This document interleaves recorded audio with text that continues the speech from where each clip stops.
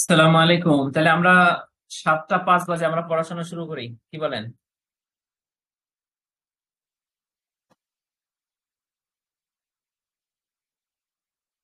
ইনশাল্লাহ। তাহলে সবাই বই বের করেন। আমরা প্রথমে একটু দেখি যে প্রথম কোন কোন অধ্যায় থেকে আমরা কি পড়তে পারি, ঠিক আছে? কি পড়া উচিত আমাদের, একবারে যে প্রশ্নগুলো বা যে অঙ্কগুলো অবশ্যই পড়া উচিত। না শিখে না পড়ে পরীক্ষা হলে কালকে যাওয়া ঠিক হবে না। ঠিক আছে, সেই প্রশ্নগুলো আমরা প্রথমে একটু দাগাই নেই, তারপরে আমরা পড়া শুরু করব। তাহলে সবাই প্রথম অধ্যায়ে যান।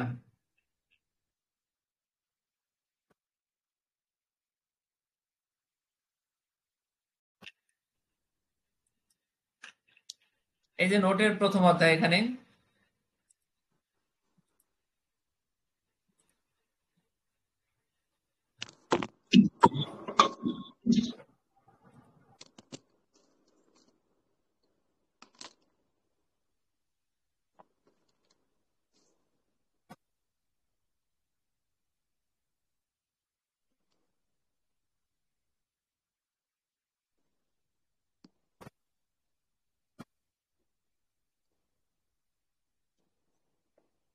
দেখেন, সম্ভাবনার সংজ্ঞা। এই এই যে 1 নম্বর প্রশ্ন সব, পাশাপাশি এখানে এই 1 নম্বর প্রশ্নের সব ঠিক আছে, কিন্তু এখানে কিছু প্রশ্ন আপনার 2 এবং 3, বইয়ের 2 এবং 3 থেকে যা যা আছে সব করতে হবে। এখানে একটা প্রশ্ন দাগ দেন, বইতে একটা প্রশ্ন দাগ দিয়ে রাখেন, চেষ্টা, ট্রায়াল। 2 নম্বর পৃষ্ঠায় ট্রায়াল বা চেষ্টা, এই যে একটা প্রশ্ন, এটা ইম্পর্টেন্ট। এরপরে নিশ্চিত এবং অনিশ্চিত ঘটনা, এটা ইম্পর্টেন্ট। পরস্পর বর্জনশীল এবং অবর্জনশীল ঘটনা, এইগুলো ইম্পর্টেন্ট। এগুলো সহ ফুল 1 দাগ, অর্থাৎ 2 এবং 3 পৃষ্ঠায় যা যা আছে সব পড়বেন। আর আমি দাগ দিতে বললাম কোনটা কোনটা: নিশ্চিত, অনিশ্চিত, বর্জনশীল, অবর্জনশীল এবং চেষ্টা, ঘটনা, এই 6টা।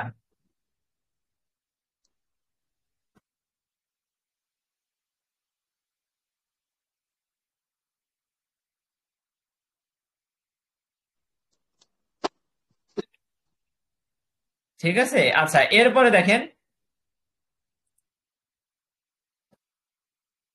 2-এ কি দেখেন, 2 নম্বর, এই যে বিচ্ছিন্ন এবং অবিচ্ছিন্ন ঘটনা, যদি আমরা সংজ্ঞাটা পড়ি তাহলে 2 নম্বরটা আমরা এমনিতেই পারবো। আর সম্ভাবনার বিভিন্ন মতবাদ, তাইলে এখান থেকে পড়বেন 1 নাম্বার, ইম্পর্টেন্ট। সম্ভাবনার বিভিন্ন মতবাদ 3 number, important, very very important. ঠিক আছে, দাগ দিয়ে রাখেন। তারপরে হচ্ছে সম্ভাবনার একটা উপপাদ্য আছে না, এই যে এটা, এই যে 4 নাম্বার, ইম্পর্টেন্ট। এরপরে হচ্ছে 6 এবং 7 পৃষ্ঠার যে অঙ্কটা আছে সেইটা হচ্ছে এই যে এটা। ঠিক আছে, আর একটা দুইটা আছে বর্জনশীল এবং অবর্জনশীল ঘটনা, এখানে পরস্পর বর্জনশীল ঘটনার যোগসূত্র 5 নাম্বার, বর্জনশীলটা ইম্পর্টেন্ট। ঠিক আছে, এরপরে অবর্জনশীলটা ইম্পর্টেন্ট না, তবে আপনি পড়বেন, না পড়লে আপনার দায়িত্ব আপনার। ঠিক আছে, তবে এই পাশাপাশি দেখেন, বর্জনশীল ঘটনার পাশাপাশি আমরা প্লাস দিয়ে একটা প্রশ্ন পড়বো, লিখে রাখেন, সেটা হচ্ছে 10 পৃষ্ঠার 1 দাগ।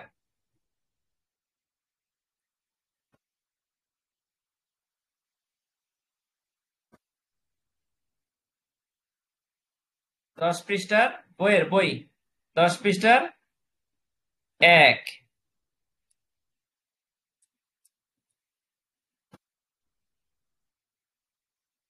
ক্লিয়ার?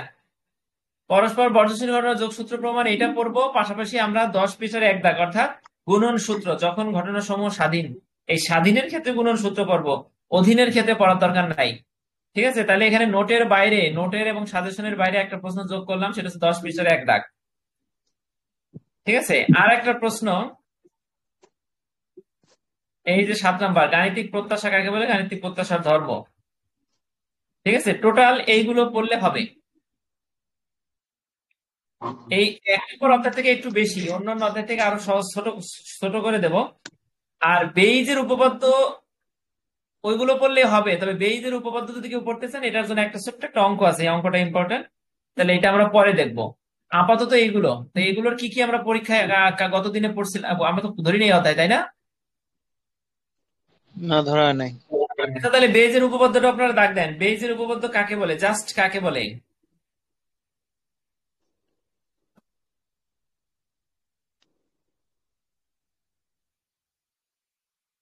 ঠিক আছে,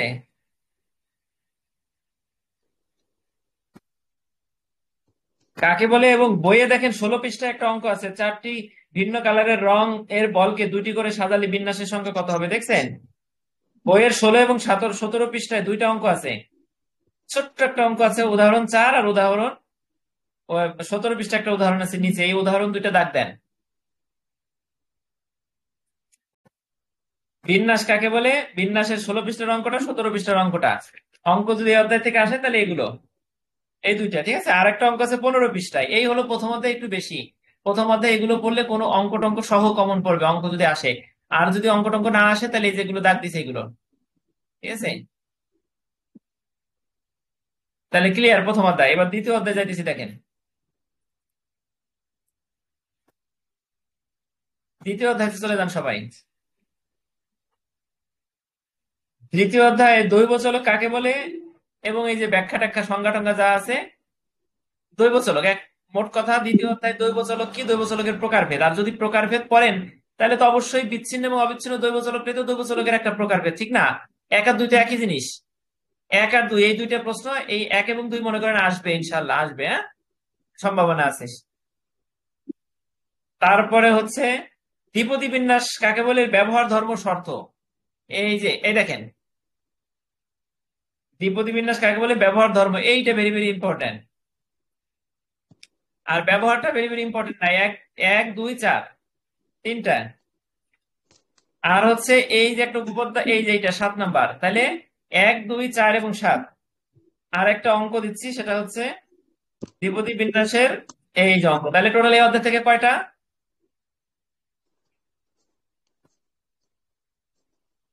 5টা। রেসপন্স করেন, নাহলে কিন্তু চলে যাব। টোটাল এই অধ্যায় থেকে 5টা, ঠিক আছে। জি আর ভাইয়া। হ্যাঁ, আর বিকল্প হিসাবে, মানে রিস্ক না নিতে চাইলে পৈশু বিন্যাস কাকে বলে, পৈশু বিন্যাসের বৈশিষ্ট্য, খালি এতটুকু। পৈশু বিন্যাস কাকে বলে, পৈশু বিন্যাসের বৈশিষ্ট্য, এই ছোট্ট প্রশ্নটা এই 4টার পাশাপাশি করে রাখবেন। ঠিক আছে, চারটা কোন তাহলে কোন একটু ইয়ার। এই যে 4টা দাগ দেওয়া, স্ক্রিনে দাগ দেওয়া, আচ্ছা আচ্ছা, ঠিক আছে ভাইয়া। স্ক্রিন দেখা যায় না, যাচ্ছে হ্যাঁ, তো? আচ্ছা, দেখুন ভাই। হ্যাঁ যাচ্ছে ইনশাল্লাহ। তাইলে এখান থেকে দেখেন, আমি বলি প্রথম 1 2 3 4 এই 4টা অধ্যায় থেকে 4 সেট প্রশ্ন পাবেন। তাহলে আর থাকে কয়টা, একটা। আর একটা কোন কোন জায়গা থেকে পাবেন, কিভাবে পড়বো সেটা আমি বলে দেবো পরে ইনশাল্লাহ। তাহলে এখানে এই 4টা আর এই 5টা, এইগুলো আমরা অবশ্যই করে দেবো। আর এই অঙ্কটা আমরা করে দেবো, যেহেতু একটা মাত্র অঙ্ক আমরা এখান থেকে পাচ্ছি। একটা অঙ্ক করে দেবো এই অধ্যায় থেকে অঙ্ক।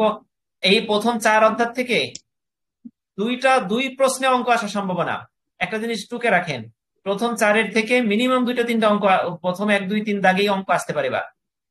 আর শেষের গুলোর থেকে অঙ্ক আসবে না, শেষের অঙ্কগুলো একটু জটিল, ওইখান থেকে অঙ্ক না আসার সম্ভাবনা আছে। ঠিক আছে, আর পৈশু বিন্যাসের ক্ষেত্রে আপনি বিকল্প হিসেবে পড়বেন কাকে বলে, আর পৈশু বিন্যাসের 3টা অঙ্ক আছে, এটা দেখতে পারেন।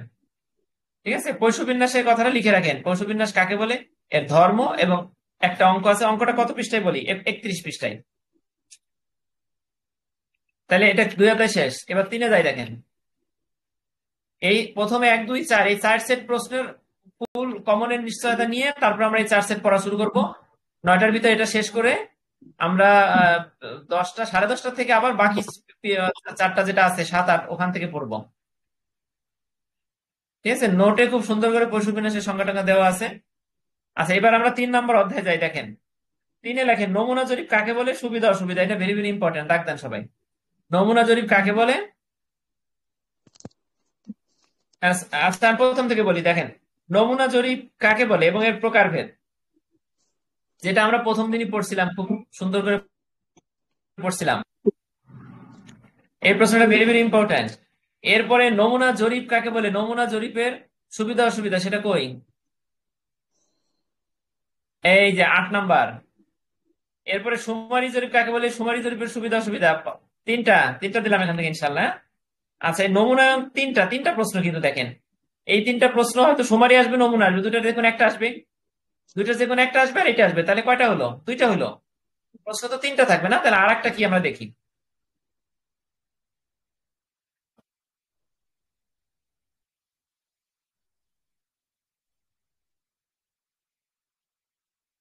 আর একটা হচ্ছে প্রশ্নমালা। প্রশ্নমালা কই? এই যে এইটা। তাহলে দেখেন আপনার 1 আসলো, 7 আসলো, আর 5 এবং 8-এর যে কোনো একটা আসলো। ঠিক আছে, বুঝতে পারছেন কাহিনীটা? জি ভাইয়া। তাহলে এখান থেকে 1 আর 8 মনে করেন যদি আসে, তাহলে 7 আর সরি 5 আর 8-এর ভিতরে যে কোনো একটা, তাহলে এতে তিনটা হয়ে গেল এই অধ্যায় থেকে, ঠিক না?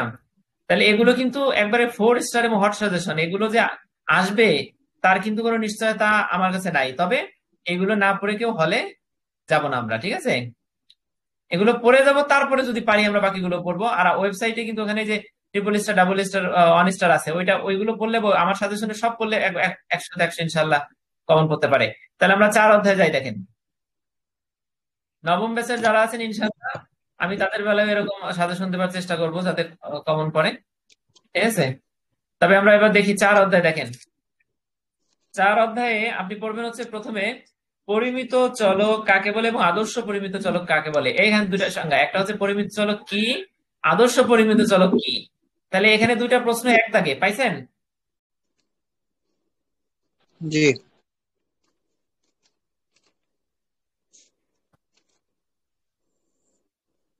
এরপরে হচ্ছে পরিমিত চলকের বৈশিষ্ট্য,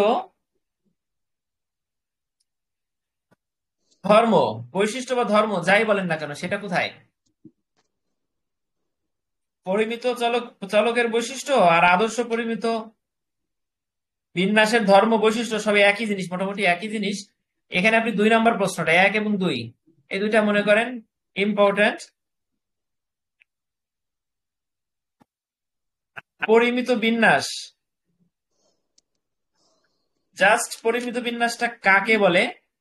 এখানে দেখেন দুইটা জিনিস, একটা হচ্ছে পরিমিত চলক কাকে বলে এর ধর্ম, আর একটা হচ্ছে আদর্শ পরিমিত বিন্যাস কাকে বলে এর ধর্ম। তাহলে কয়টা প্রশ্ন দিলাম এখান থেকে বলেন? চারটা। না না, দুইটা। কাকে দুই। বলে ধর্ম, কাকে বলে ধর্ম, দুইটা। জি জি জি। ঠিক আছে, একটা হচ্ছে পরিমিত বিন্যাস আর একটা হচ্ছে পরিমিত চলক। আদর্শ পরিমিত চলক আর পরিমিত চলক, হ্যাঁ ঠিক আছে, চারটা বলছেন। এখানে একই কিন্তু দুইটা প্রশ্ন, পরিমিত চলক আলাদা, আদর্শ পরিমিত চলক আলাদা। আর এখানে হচ্ছে আদর্শ পরিমিত বিন্যাস কাকে বলে এর ধর্ম বৈশিষ্ট্য। আবার এই পরিমিত চলকেরও ধর্ম পড়বেন। পরিমিত চলকের ধর্মটা, বইতে নাই। ধর্মটা আছে এখানে দেওয়া। বইতে নাই, বইতে শুধু আদর্শ পরিমিত বিন্যাসের ধর্ম দেওয়া আছে। হ্যাঁ, ওই যে বিন্যাসের ধর্ম যেটা বইতে 50 পৃষ্ঠা নিচে আছে না, ওই পরিমিত চলকের ওইটাই, ওই একই, ওইটাই, ওটা দিলেই হবে। তাহলে এখান থেকে 4 অধ্যায় থেকে আমরা যে দুইটা প্রশ্ন পাইছি। কিন্তু আর একটা জিনিস হচ্ছে এই যে ভেদাঙ্ক, এই যে এইটা। তাহলে এখান থেকে কয়টা প্রশ্ন দিলাম করে? এক, চার, তিনটা দিলাম, তিনটা, ঠিক না? তিনটা দিলাম। আর একটা অঙ্ক দেখেন, ভালো করে দেখেন, সেটা হচ্ছে বইয়ের 56 পৃষ্ঠার অঙ্কটা কেউ না করে হলে যাবেন না। তাহলে আমি বলছিলাম যে অঙ্ক 3-4টা দেবো, তো অঙ্ক কিন্তু ঠিকই 3-4টা দিচ্ছি। তাহলে এখান থেকে এই অঙ্কটা আর এই যে 1, 2, 4 এই প্রশ্নগুলো পড়ে যাবেন, ঠিক আছে? প্রশ্ন মোটামুটি তাহলে, তাহলে এই অধ্যায় তো শেষ নাকি? 4টা অধ্যায় শেষ না? আচ্ছা, 4 অধ্যায় শেষ। এখন সব সাজেশন এখন একবারে বলা যাবে না, ঠিক আছে? আমাদের পড়তে হবে। সাজেশন বলে যদি আমরা টাইমটা নষ্ট করি, সারাদিন তো পড়ি নেই, এখন পড়তে হবে। তাহলে 4টা অধ্যায়ের যে সাজেশন বললাম ইনশাল্লাহ আপনারা এগুলো অবশ্যই পড়বেন। এগুলো না পড়ে হলে যাবেন না, আর এগুলো যে আসবে তার নিশ্চয়তা নাই, তবে সম্ভাবনা খুব বেশি। আর অঙ্ক যেগুলো বললাম এই 2-3টা অঙ্ক না করে যাবেন না, সম্ভাবনা খুব বেশি। ভাগ্য ভালো থাকলে আমাদের কমন পড়তে পারে, ঠিক আছে? এর বাইরে অঙ্ক বোধহয় করতে হবে না। এখন আমরা এই 4টা অধ্যায়ে কি কি গত 3 দিনে পড়ি নেই আর কি কি বাদ আছে সেটা আমরা এখন একটু পড়বো, ঠিক আছে? তারপরে বাকি যে 4টা অধ্যায় দেখেন, আপনি অঙ্ক ছাড়াও যদি অ্যান্সার করতে চান তাহলে আপনাকে আরো 3 সেট প্রশ্নের সন্ধান দেওয়া যাবে। সেটা হচ্ছে 5, 6, 7, 8, 9 এই 4টা অধ্যায় থেকে 3 সেট প্রশ্নের অঙ্ক ছাড়া সন্ধান দেব ইনশাল্লাহ। সেটা হচ্ছে পরবর্তী রাত 10:30টায় যদি পারি তখন, ঠিক আছে? তাহলে এখন আমরা পড়া শুরু করি। কি কি পড়ছিলাম আপনাদের মনে আছে না, সেটা আমাকে একটু বলে দিয়েন। 2 আর 3 পড়া হয়েছিল। 2 আর 3 পড়ছিলাম, 2-এ কিছু বাদ ছিল বোধহয়। আর জি জি। এক, এখন আমরা একে যেতে পারি, 1 নম্বর প্রশ্ন পড়তে পারি, 1 নম্বর অধ্যায়।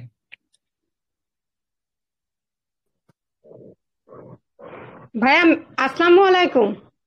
ওয়ালাইকুম আসসালাম। ভাইয়া, ম্যাথ আগে করতে চেয়েছিলেন না? ম্যাথ করতে চাইছিলাম, কিন্তু ঘটনা হচ্ছে যে ম্যাথ করতে কাগজ কলম খাতা কলম লাগবে, 3-4টে অঙ্ক, সমস্যা নাই। আমরা থিওরি গুলো পড়ি, এরপরে অঙ্কগুলো করতে হলে একটু খাতা কলম নিয়ে বসতে হবে, তো সমস্যা নাই, আমরা অঙ্কগুলো করব। এই যে বৃহস্পতিবারের মধ্যে সমস্ত অঙ্ক করে ফেলবো, যে 3টা অঙ্ক বোধহয় বইয়ের থেকে করবো, টোটাল 3টা কি 4টা।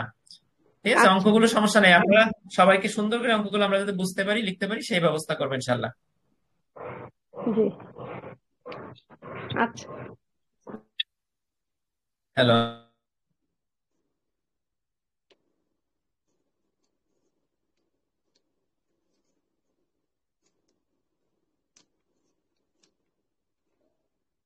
অঙ্কগুলো আজকে একবার করলে ভালো হতো না?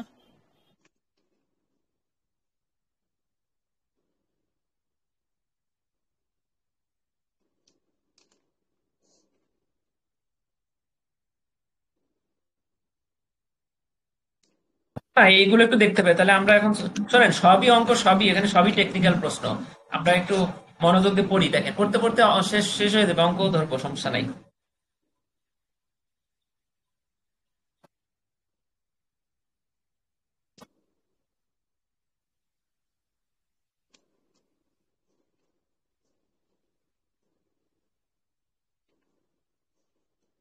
আচ্ছা, আমরা আমরা আল্লাহর নামে চতুর্থ অধ্যায়টা ধরি।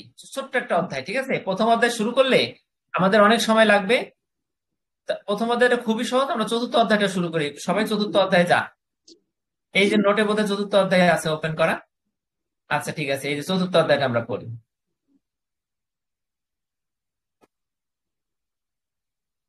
দেখেন, প্রথমে আমরা পড়বো পরিমিত চলক কাকে বলে, এরপরে পড়বো আদর্শ পরিমিত চলক কাকে বলে। এবং যদি পরীক্ষা আসে, তাহলে আপনি বইতে দেখেন একটা 51 পৃষ্ঠার চিত্রটা আমি এখানে আনছি, আদর্শ পরিমিত চলক আর এটা হচ্ছে আদর্শ পরিমিত বিন্যাস। ঠিক আছে, এখানে দুইটা অবশ্যই পৃথক, তবে আপনি এই পরিমিত চলকের চিত্র হিসেবে এটা ব্যবহার করতে পারেন, কোনো সমস্যা নাই। ঠিক আছে, সূত্র এইটা, চিত্র এইটা, এই চিত্রটা বইতে 50 পৃষ্ঠায় নাই, এই চিত্রটা এই পাশে নিয়ে আসবেন, অর্থাৎ যেভাবে আছে, যদি এইভাবে এই দুইটা প্রশ্ন আসে, এইভাবে লিখতে পারেন, তাহলে ভালো মার্কস আসবে ইনশাল্লাহ। তাহলে এই দুটো প্রশ্ন আমরা পড়ি, দেখেন পরিমিত চলক।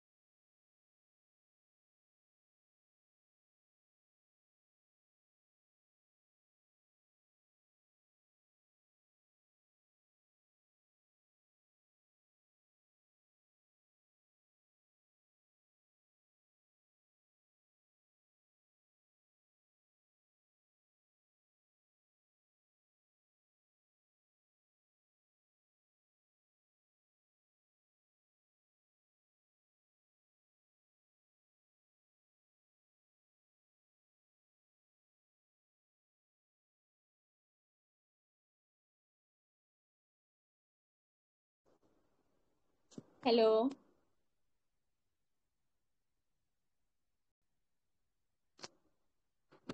ভাইয়া।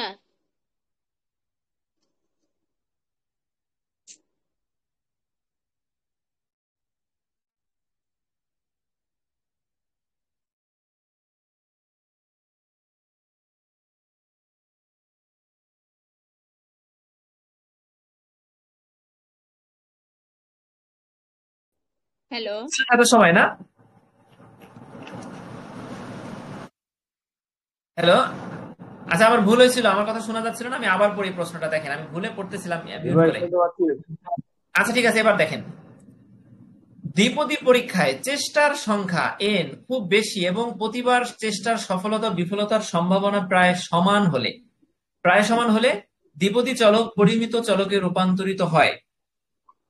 পরিমিত চলক একটি অবিচ্ছিন্ন দৈব চলক। বইতে দুটা লাইন আছে, আমরা মাঝে দুটা লাইন ঢোকাবো। একটা হচ্ছে পরিমিত চলক একটি অবিচ্ছিন্ন দৈব চলক, এটি নরমাল বিতরণ অনুসরণ করে। ঠিক আছে, এইটা 1 মিনিট টাইম দিলাম, সবাই পড়েন এটা। অষ্টম ব্যাচে যারা আছেন সবাই এটা এটা মুখস্থ করেন। ইম্পর্টেন্ট, খুবই ইম্পর্টেন্ট, চলে আসবে কিন্তু। দ্বিপদী পরীক্ষায় চেষ্টার সংখ্যা n খুব বেশি এবং প্রতিবার চেষ্টায় সফলতা ও বিফলতার সম্ভাবনা প্রায় সমান হলে দ্বিপদী চলক পরিমিত চলকে রূপান্তরিত হয়। পরিমিত চলকটা কেমন বলেন তো? অবিচ্ছিন্ন দৈব চলক, মানে কন্টিনিউয়াস র্যান্ডম ভ্যারিয়েবল। এবং এটা কি বিতরণ অনুসরণ করে বলেন তো?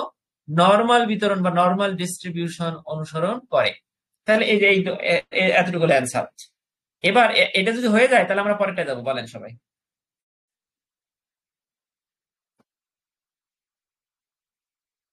হ্যাঁ, বইতে কি ভুল আছে? পরিচিত আছে লেখা? হ্যাঁ, ওটা তো কেটে দিছি, ওটা স্ক্রিনে কেটে দিছি, পরিমিত হবে। আচ্ছা আচ্ছা। ঠিক আছে, আচ্ছা তাহলে এটা এটা হয়েছে আমাদের সবার। রিদওয়ান ভাই, শারমিন আপা, অষ্টম ব্যাচের যারা আছেন, জি ভাইয়া। আজিয়া, জয়া, ধুলাস ভাই, হচ্ছে সবার? ঠিক আছে, এবার দেখেন আদর্শ পরিমিত চলকটা কি। একটা হচ্ছে পরিমিত চলক আর একটা হচ্ছে আদর্শ পরিমিত চলক। দুইটাকে কাছাকাছি কাছাকাছি জিনিস, কিন্তু সংজ্ঞাটা কিন্তু চেঞ্জ আছে, ব্যাপক চেঞ্জ। দেখেন, আদর্শ পরিমিত চলক বললে তখন কিন্তু সম্পূর্ণ চেঞ্জ হবে সংজ্ঞাটা। কোন পরিমিত চলক হতে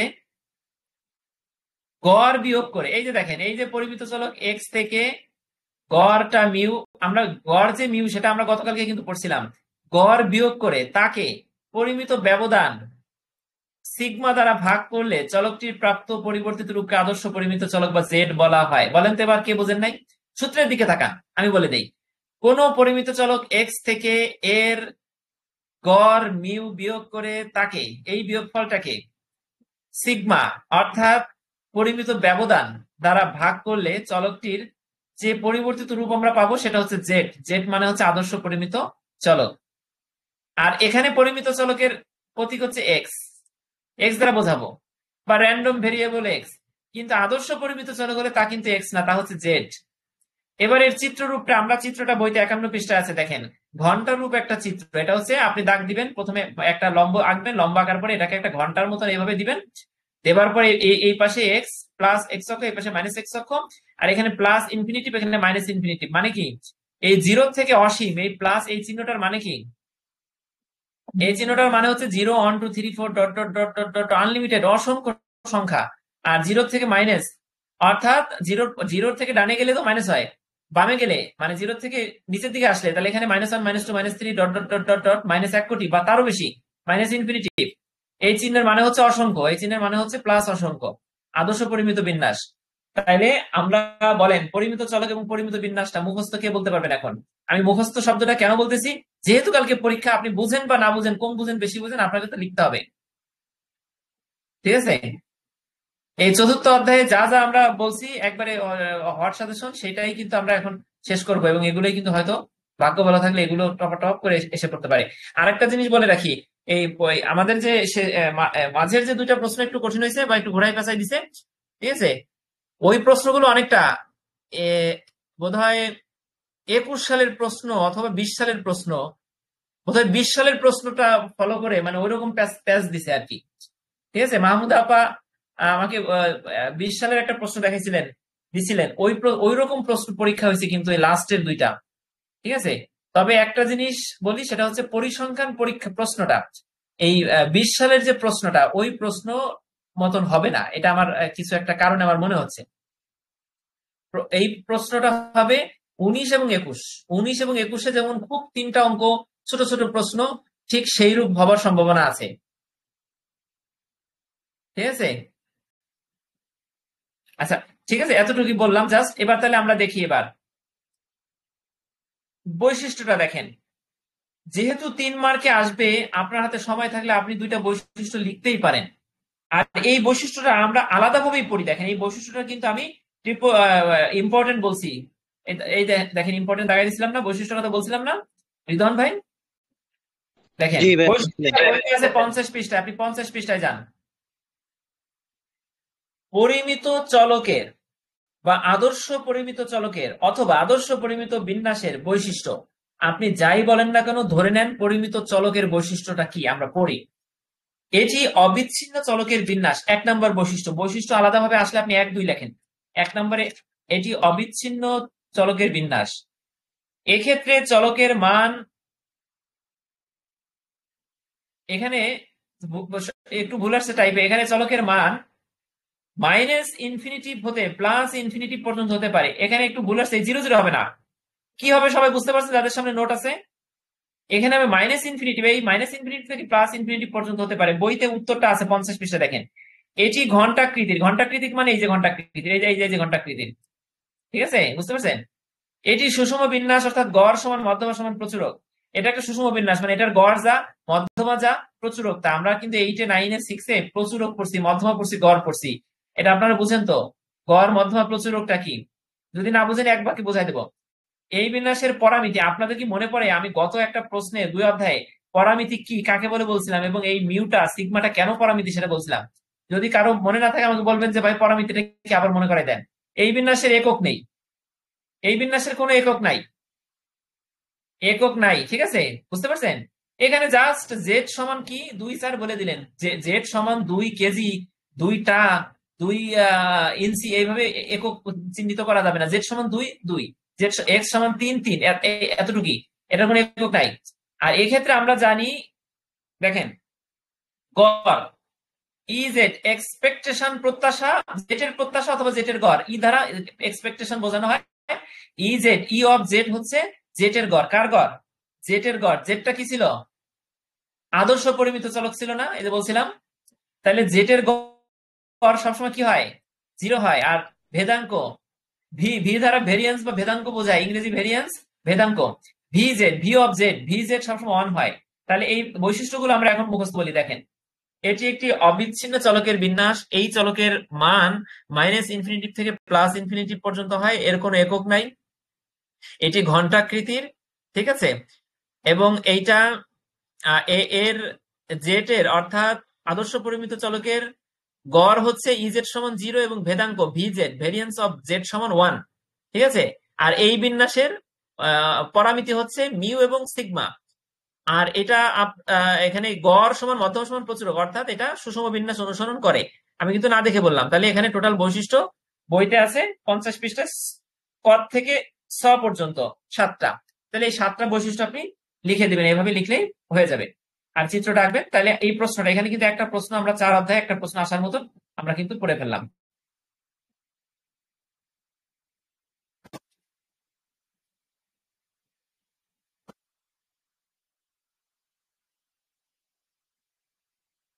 আচ্ছা, আপনাদের একটা জিনিস আমি জাস্ট একটু ধরাই দেই। আপনাদের সামনে 50 এবং 51 পৃষ্ঠার বই আছে, অথবা নোট থেকে দেখেন যাদের সামনে বই নাই।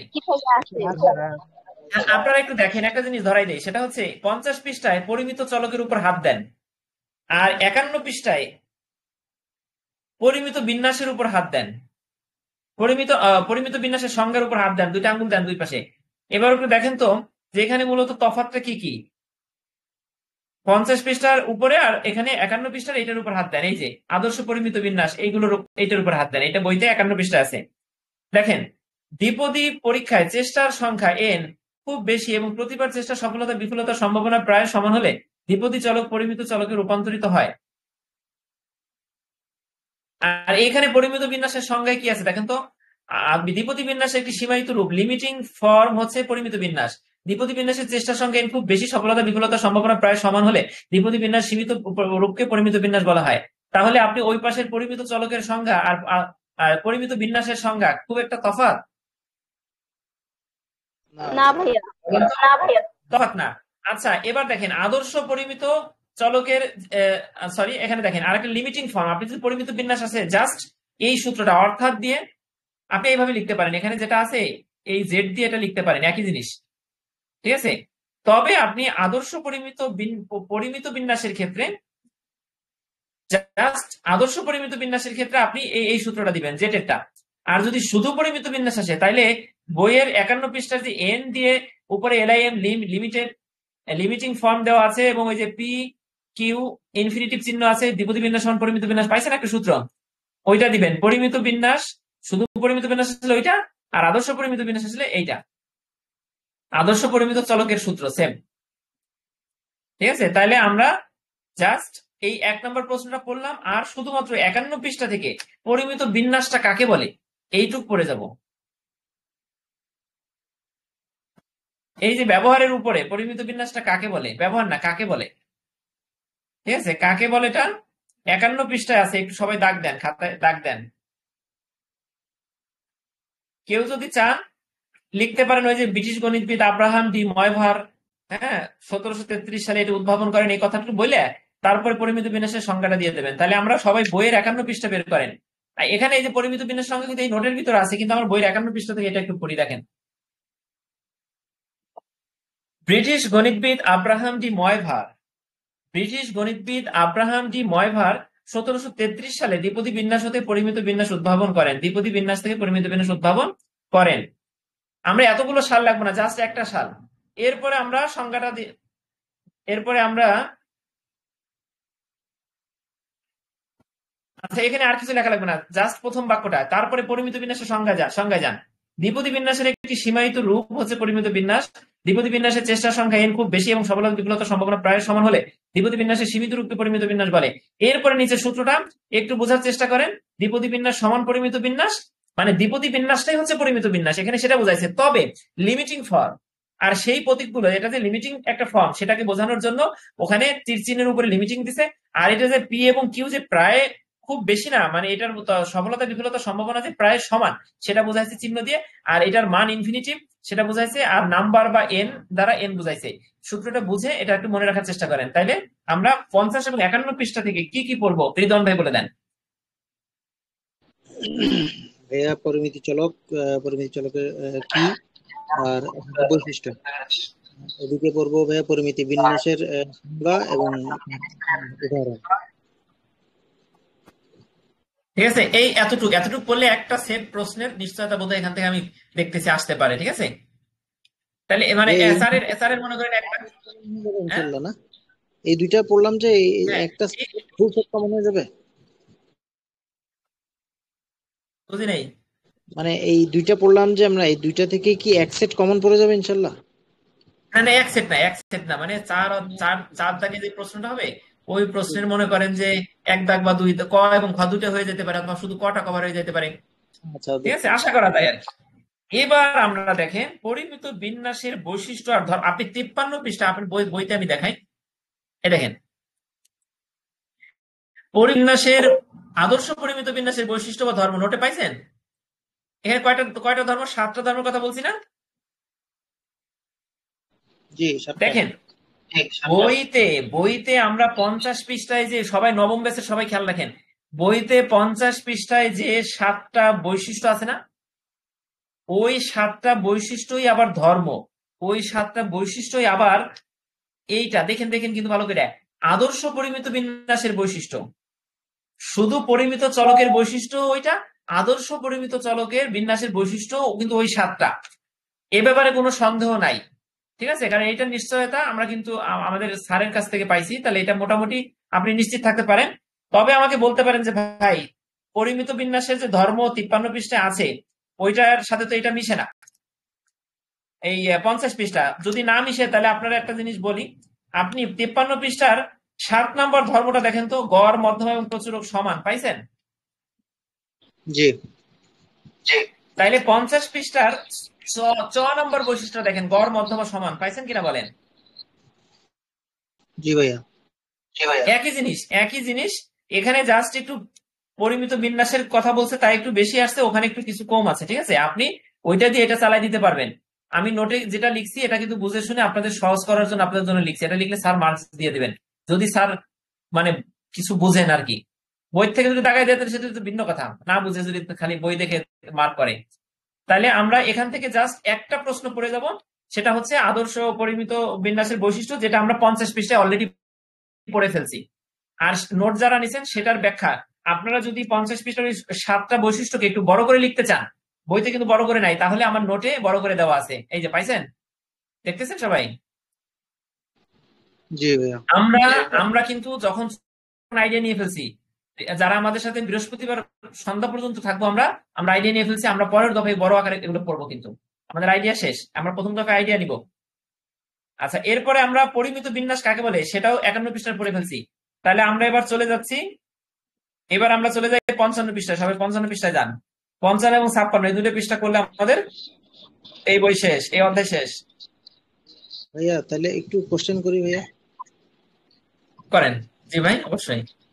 হ্যাঁ, আচ্ছা তাইলে এখানে পরিমিত চলক এক কথা, আবার পরিমিত বিন্যাস আরেক কথা নাকি ভাইয়া?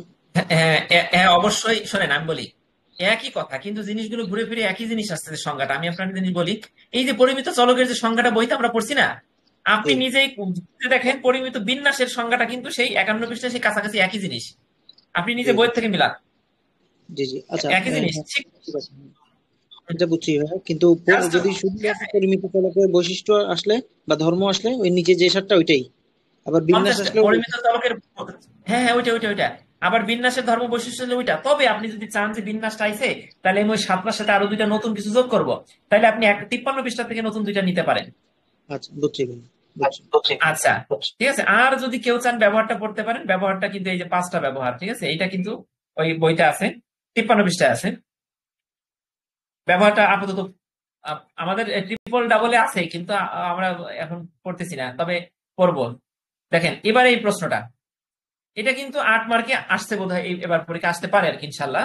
ঠিক আছে, তাহলে আমরা এখানে পড়ি আদর্শায়িত পরিমিত চলকের গড় এবং ভেদাঙ্ক। গড় 0, ভেদাঙ্ক 1। এখন এইটা একবারে সহজ, তবে মাঝে একটু হয়তো অনেক জিনিস আমরা একটু বুঝি না, এখানে ক্যালকুলেশন একটু বোধহয় কোথাও অস্পষ্টতা অনেকের কাছে আছে, তাহলে আমরা সেই অস্পষ্টতা দূর করি যাতে আমরা লিখতে পারি, নাকি? জি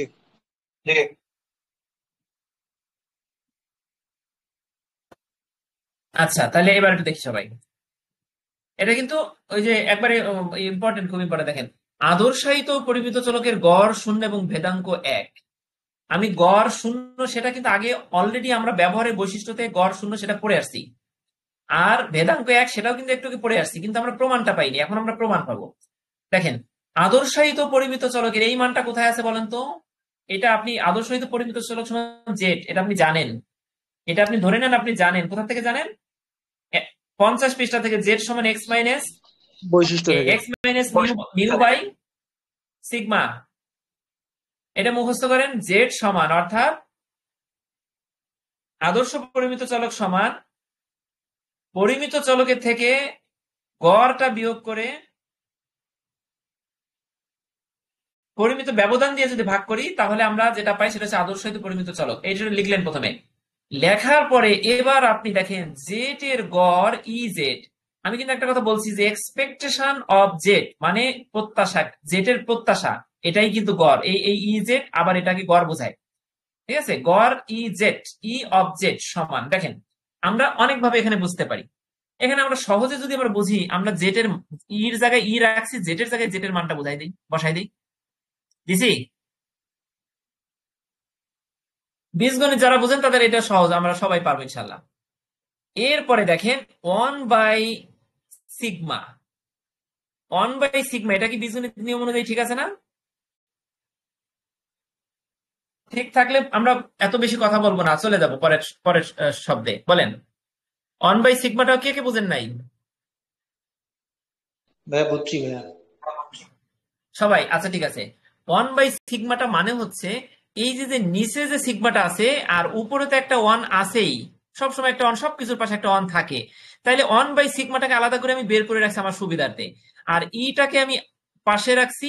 আর এই বলেন তো ইটা, এইখানের ইটা উপরের এক্স মাইনাস মিউ এর সাথে কিন্তু গুণ ছিল, উপরেরটার সাথে গুণ ছিল, পুরোটার সাথেই গুণ, কিন্তু উপরেরটার সাথে সরাসরি গুণ হয়ে যাবে।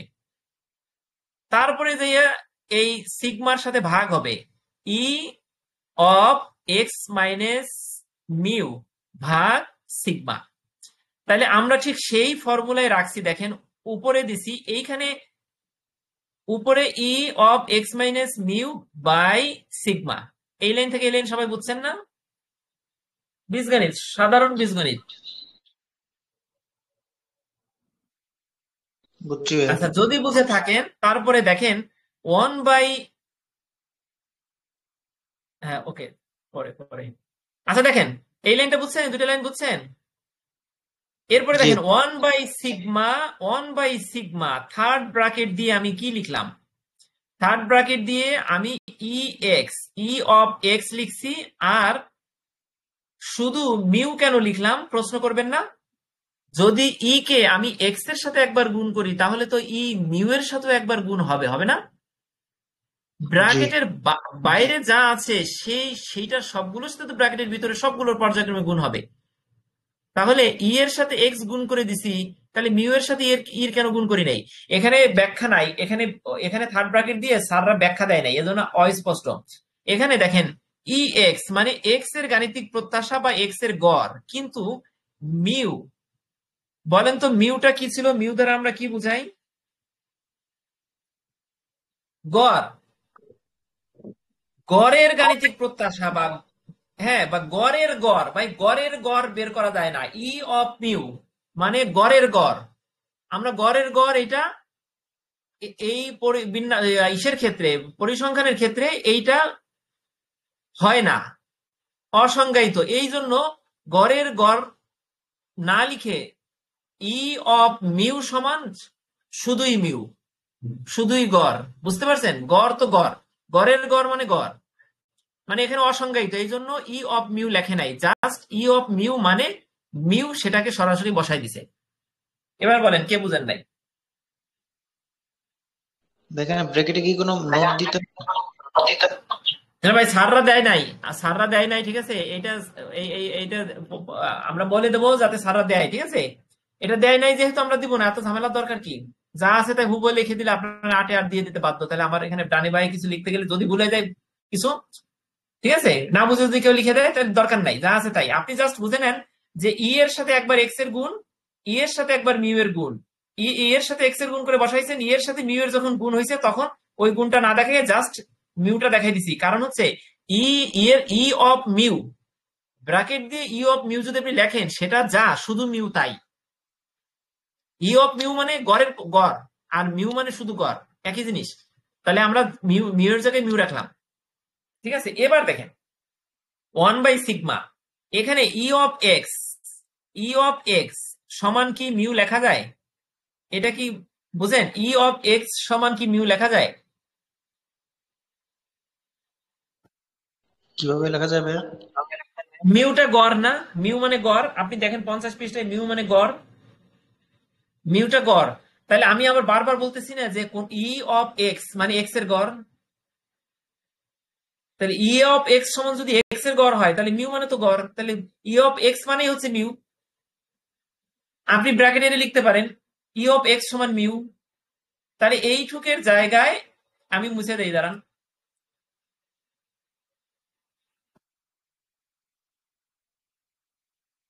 দেখেন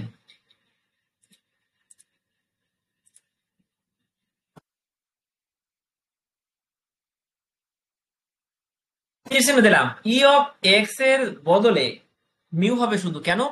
মিউ মানে গড়, আর ই অফ এক্স মানে গড়, এক্স এর গড়, ওকে। আর ওই মিউ এর জায়গায় মিউ, এখন মিউ এর থেকে মিউ চলে গেলে থাকে জিরো। এই জিরোটা আবার কোথায় হবে বলেন তো? উপরে, ওয়ানের সাথে কিন্তু উপরে গুণ হচ্ছে। আমরা ছোটকালে পড়ছি এর নিচে মনে মনে একটা জিরো ধরতাম, এটা কি নিচে কি ধরতাম? একটা ওয়ান ধরতাম, সরি জিরো না ওয়ান, ঠিক আছে। তার মানে নিচে ওয়ান আছে আর উপরে আছে মিউ মাইনাস মিউ। এখন ওই ওয়ানের সাথে মিউ মাইনাস মিউ এর গুণ, আর এই পাশের সিগমার সাথে ওয়ানের গুণ, তাহলে দেখেন এই ওয়ানের এই সিগমার জায়গায় সিগমা আর উপরে মিউর সাথে মিউ করে হয় জিরো, এটার থেকে এটি বিয়োগ গেলে থাকে জিরো, জিরোকে ওয়ানের সাথে গুণ দিয়ে আমরা এই জিরো বসাই দিছি। ঠিক আছে, এখন সিগমাকে যদি জিরোকে যদি সিগমা দিয়ে ভাগ করি তাহলে কি হয়, জিরো বাই সিগমা মানে কি জিরো, জিরো দিয়ে ভাগ, জিরো কে ভাগ করলে কি হয়, জিরো হয় না? জি। তাইলে দেখেন গড়ে কি দাঁড়ালো, ই জেড আদর্শ পরিমিত চলকের গড়, পরিমিত চলকটা হচ্ছে জেড, আর গড় যখনই লিখবেন তখন ই হবে, শুধু এক্সটা হচ্ছে চলক, যখনই ই লিখবেন তখন সেটা হবে এক্স এর গড়। ঠিক আছে, আবার মিউটা নিজেই একটা গড়, কাজে এক্স এর গড় আর মিউ একই জিনিস। তাহলে বলেন এতটুকু ক্লিয়ার? সবাই আমরা কোনো প্রকার ইয়া ছাড়া লিখতে পারবো কিনা, ঝামেলা ছাড়া? হ্যাঁ ভাই, ক্লিয়ার। Thank you.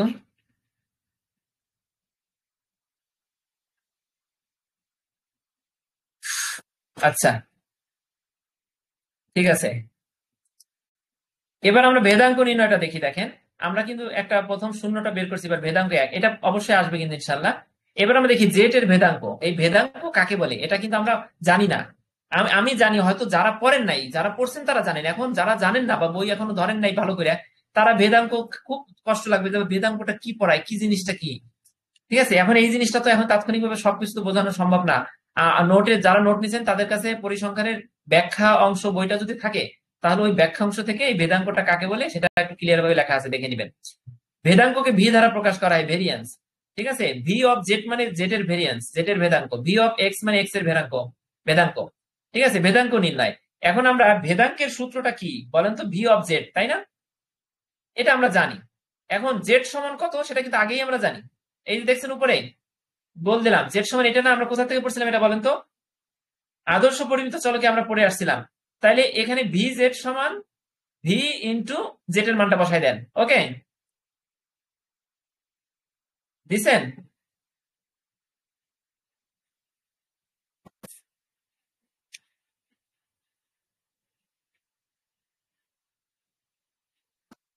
আসসালামু আলাইকুম আলামিন ভাই। হ্যাঁ বলেন।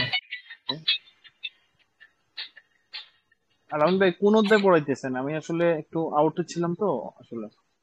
আচ্ছা, পড়াইতেছি ভাই 4 অধ্যায়, 4ই শুরু করছি আমরা, 1 থেকে 4-এর সাজেশন দিলাম, ছোট সাজেশন, আর হচ্ছে 4 আমার একটা ফোন আসছে, আমি একটু কথা বলি, একটু থাকেন আপনারা। এই দেখেন এটা পড়তেছি, এটা ইম্পর্টেন্ট প্রশ্ন। ওকে ওকে।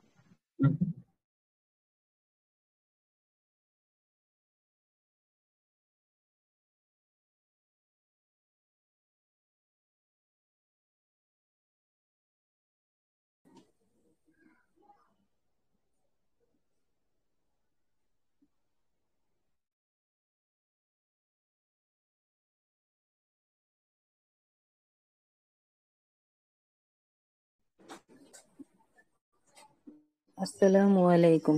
আপনারা সবাই কি ঢাকা কলেজের স্টুডেন্ট?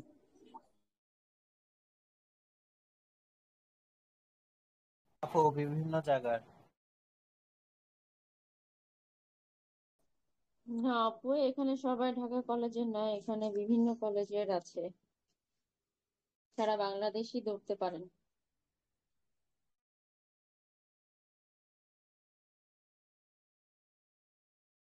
ধন্যবাদ সবাইকে।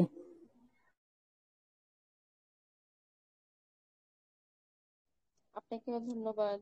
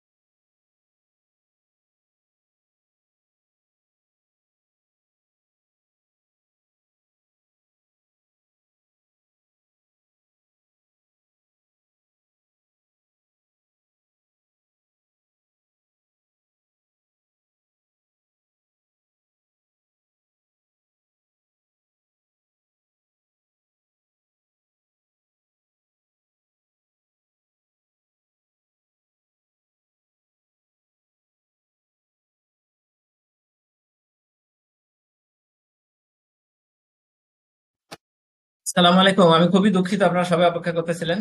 একটা গুরুত্বপূর্ণ ফোন আসছিল, আমি আসলে কথা না বলে পারি নাই। ঠিক আছে, তাহলে আমি আবার স্ক্রিন শেয়ারে যাচ্ছি। দেখেন এখানে কি পড়েছিলাম ভাই, রিদওয়ান ভাই?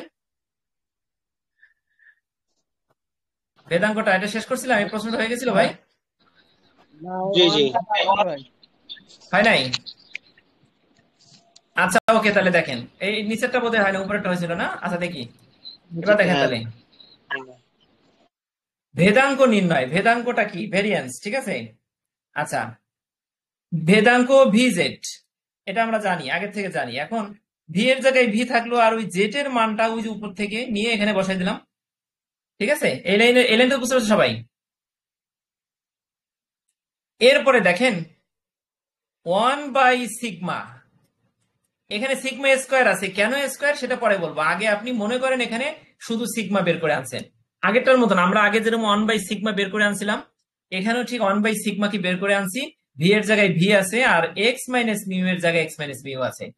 শুধু এই পাশের সিগমাটাকে ওই অন বাই লিখছি। ঠিক আছে, কিভাবে লেখা যায় সেটা তো এইখানেই আগের ফর্মুলা থেকে আমরা বুঝতে পারলাম যে কিভাবে কেন হবে, এই লাইন থেকে এই লাইন কেন হয়।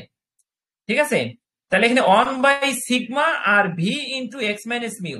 এখন কেন সিগমা স্কোয়ার হলো, এটা হচ্ছে প্রশ্ন। সিগমা স্কোয়ার হচ্ছে ভেদাঙ্ক মানেই হচ্ছে সিগমা স্কোয়ার। ভেদাঙ্ক শুধু যখনই ভেদাঙ্ক হবে তখনই সিগমা স্কোয়ার। আর গড়ের ক্ষেত্রে শুধুই সিগমা, গড়ের ক্ষেত্রে স্কোয়ার দিব না আমরা। ভেদাঙ্ক যদি আপনার যদি প্রশ্ন করেন যে কেন সিগমা স্কোয়ার, ভেদাঙ্কের সংজ্ঞাটাই হচ্ছে সিগমা স্কোয়ার থাকবে। সিগমার উপর বর্গ না দিলে ভেদাঙ্ক হয় না। এটা কোথায় আছে এই কথাটা?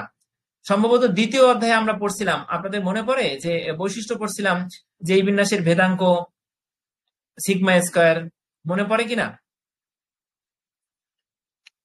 বোধহয় মনে পড়তেছে না, আমি পৃষ্ঠা নাম্বারটা বলে দেই। 22 পৃষ্ঠায় দেখেন, 22 পৃষ্ঠার 8 নাম্বার বৈশিষ্ট্য, ভেদাঙ্ক সিগমা স্কোয়ার সমান এনপি কিউ। মনে পড়ে? ভেদাঙ্ক জি মানেই ভাইয়া হচ্ছে মনে সিগমা আছে। স্কোয়ার। আচ্ছা ঠিক আছে, তাইলে এখানে যেহেতু ভেদাঙ্কের সমাধান করব, এখানে কোনোভাবেই সিগমা হবে না, সিগমাটা অটোমেটিক্যালি সিগমা স্কোয়ার হয়ে যাচ্ছে। ঠিক আছে, সিগমা স্কোয়ার। তাহলে এই লাইন থেকে এই লাইন আমরা বুঝলাম। এখন পরের লাইনটা বুঝি, দেখেন 1/σ স্কোয়ার ইন্টু ভি অফ ভাইয়া, এক্স।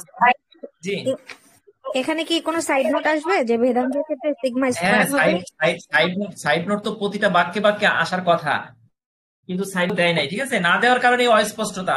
অনেকে দেখলেই বুঝতে পারে না এটা যে এত ছোট্ট একটা জিনিস, অনেকে পারে না।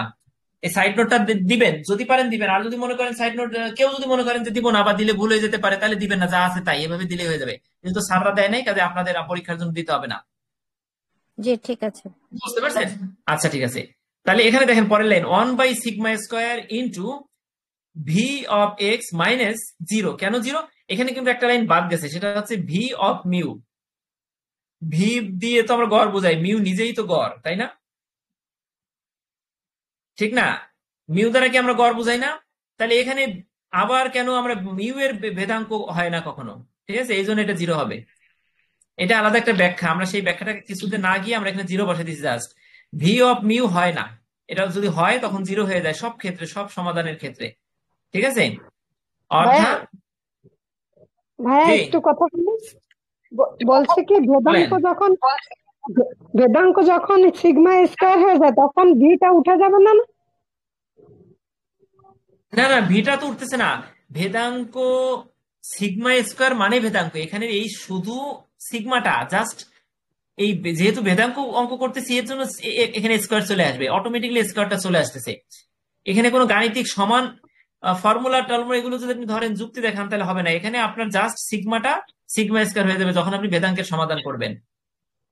ও, আপনি ওই যে 22 ঠিক পৃষ্ঠার আছে, যে 22 পৃষ্ঠার যেটা বললেন সেটা তো ওই যে sigma square equal to n p q, হ্যাঁ ওইটাকে কি আপনি ওটা তো বুঝাচ্ছেন? আলাদা বিষয়। ওইটা বোঝাচ্ছে সফলতা বিফলতা এবং নাম্বার, মোট চেষ্টার সংখ্যা, সফলতার সংখ্যা, বিফলতার সংখ্যা, তিনটা গুণ করলে সিগমা স্কোয়ার হয়, ভেদাঙ্ক হয়। ও ওইটা তো আচ্ছা। পরামিতি ছিল আর এটা তো ভেদাঙ্ক। হ্যাঁ হ্যাঁ রাইট, পরামিতি ছিল, এটা হচ্ছে ভেদাঙ্ক। তাহলে এইখানে ভি অফ মিউ সমান জিরো, এটা আপনি নোট দিয়ে লেখেন, নোট এখানে নোট লেখেন যে ভি অফ মিউ সমান জিরো। ওকে, এই যে জিরো, ভি অফ মিউ সমান জিরো। এখানে আরেকটা লাইন যোগ করতে পারেন, V of x minus V of mu. V of x টা বসার জায়গায় রাখছি আর ভি অফ মিউটা সমান জিরো দিয়ে দিছি।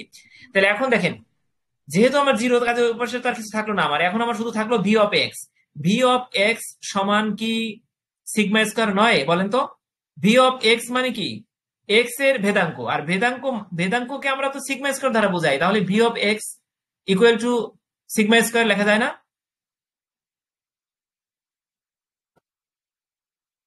যায় কিনা? তাহলে একটু বলবেন, জিরোটা ক্লিয়ার না। জিরোটা তো চলেই গেল। আপনি দেখেন ফাইভের থেকে জিরো বিয়োগ দিবেন, তাহলে তো ফাইভ থাকলে ফাইভই থাকে, তাহলে তো ভিএক্স এর থেকে জিরো বিয়োগ দিচ্ছেন, জিরোটা তো পরের লাইনে নাই, ভ্যানিশ।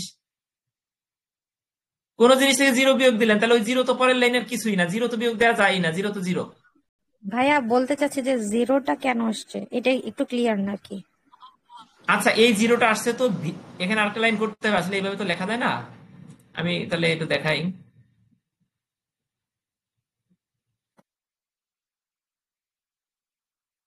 আচ্ছা, এবার দেখেন জিরোটা কেন আসছে।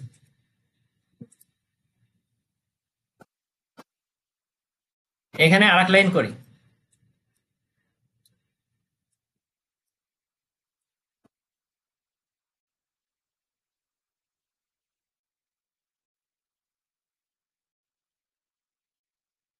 অষ্টম ব্যাচের সবাই বুঝতেছেন ভাই বোনেরা?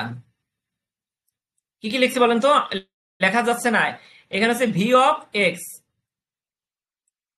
ভি অফ এক্স, বুঝছেন আমার লেখাটা সবাই? জি ভাই জি। আচ্ছা, একটা হচ্ছে V of x minus V of mu. এখন এখানে তাহলে জিরোটা কেন আসলো আমরা বুঝলাম, ভি অফ মিউ মানে জিরো,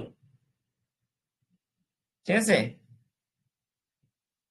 একটা চলকের ভেদাঙ্ক বের করা যায়, কিন্তু একটা গড়ের ভেদাঙ্ক বের করতে পারবেন না।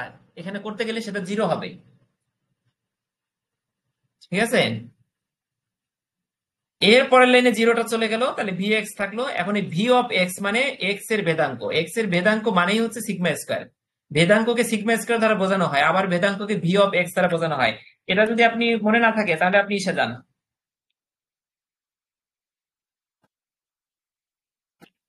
এটা ওখানে আছে, ওই 22 পৃষ্ঠায় আছে, কিন্তু এটা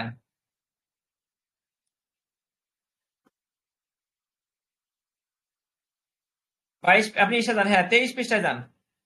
23 পৃষ্ঠায় দেখেন, 23 পৃষ্ঠার একবারে ইউনিট 2 এর ঠিক উপরে দেখেন, এই যে দ্বিপদী বিন্যাসের ভেদাঙ্ক নির্ণয়ের ক্ষেত্রে কি আছে, সিগমা স্কয়ার বা ভি অফ এক্স। পাইছেন?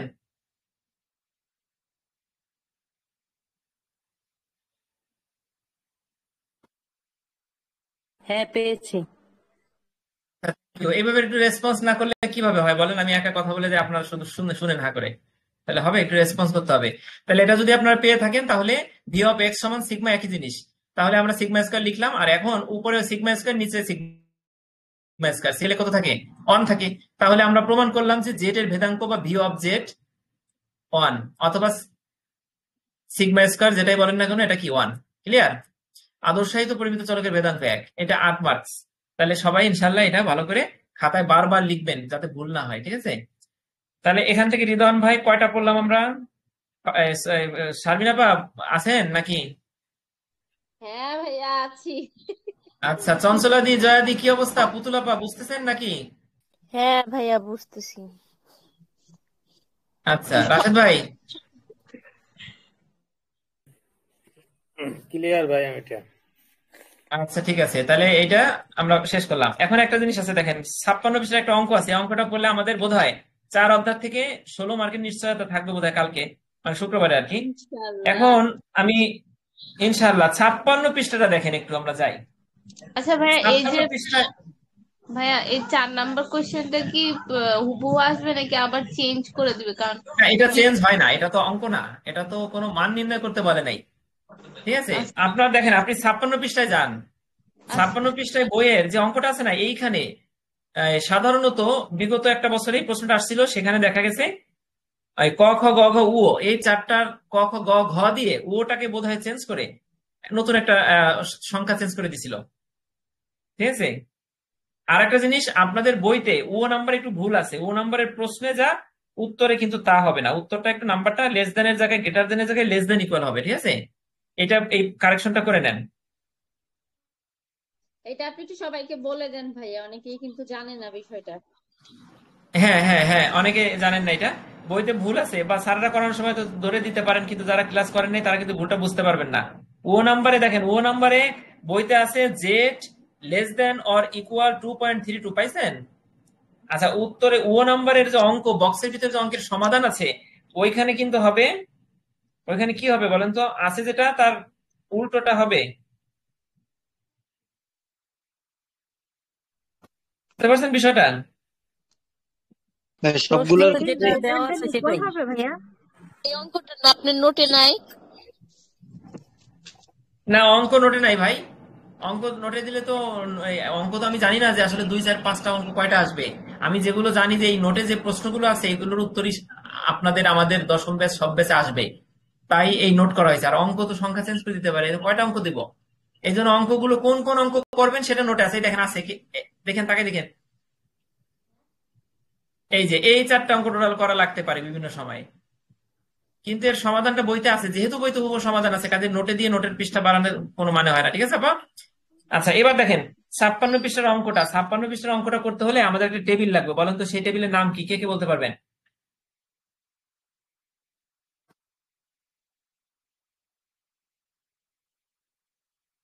পারবো না ভাইয়া। আচ্ছা, টেবিলটা হচ্ছে জেড সারণী। এই টেবিলটা বইয়ে আছে কত নাম্বার পৃষ্ঠায় দেখেন।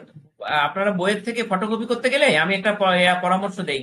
বই তো অনেকের জলা পৃষ্ঠা অথবা সাদা পৃষ্ঠা যাই হোক না কেন, আপনার বইয়ের থেকে ফটোকপি না করে একটা পিডিএফ ফাইল আছে আমার কাছ থেকে পিডিএফ ফাইলটা নিয়ে, ঠিক আছে, ওই পিডিএফ ফাইলটা প্রিন্ট করে পরীক্ষার হলে নিয়ে যাবেন। এটা কোনো নকল হিসাবে ধরবে না। বইয়ের পৃষ্ঠা দেখেন পরিসংখ্যানিক চার্ট আছে এইখানে সবগুলো পৃষ্ঠা, অথবা আপনি যদি সব নিতে না চান, জাস্ট শুধুমাত্র জেড টেবিল। জেড টেবিলটা কোথায় আছে? জেড টেবিলটা আছে বইয়ে 169 পৃষ্ঠায়। হ্যাঁ, 169 পৃষ্ঠার টেবিল আছে দেখেন। এই টেবিলটা দেখে এই অঙ্কটা করতে ক্যালকুলেটর লাগে না, এই টেবিলটা দেখে এই অঙ্কটার উত্তর বসাই দিতে হয়।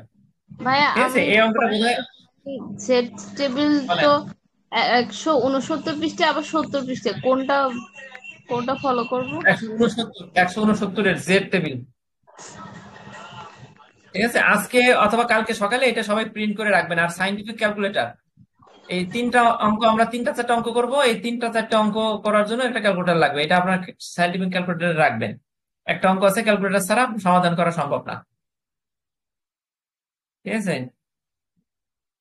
আচ্ছা, এখন এই অঙ্কটা যদি আমি ধরি তাহলে মানে এই অঙ্কটা সবাই পারেন? আপনার কোন আইডিয়া আছে একটু বলেন তো আমাকে।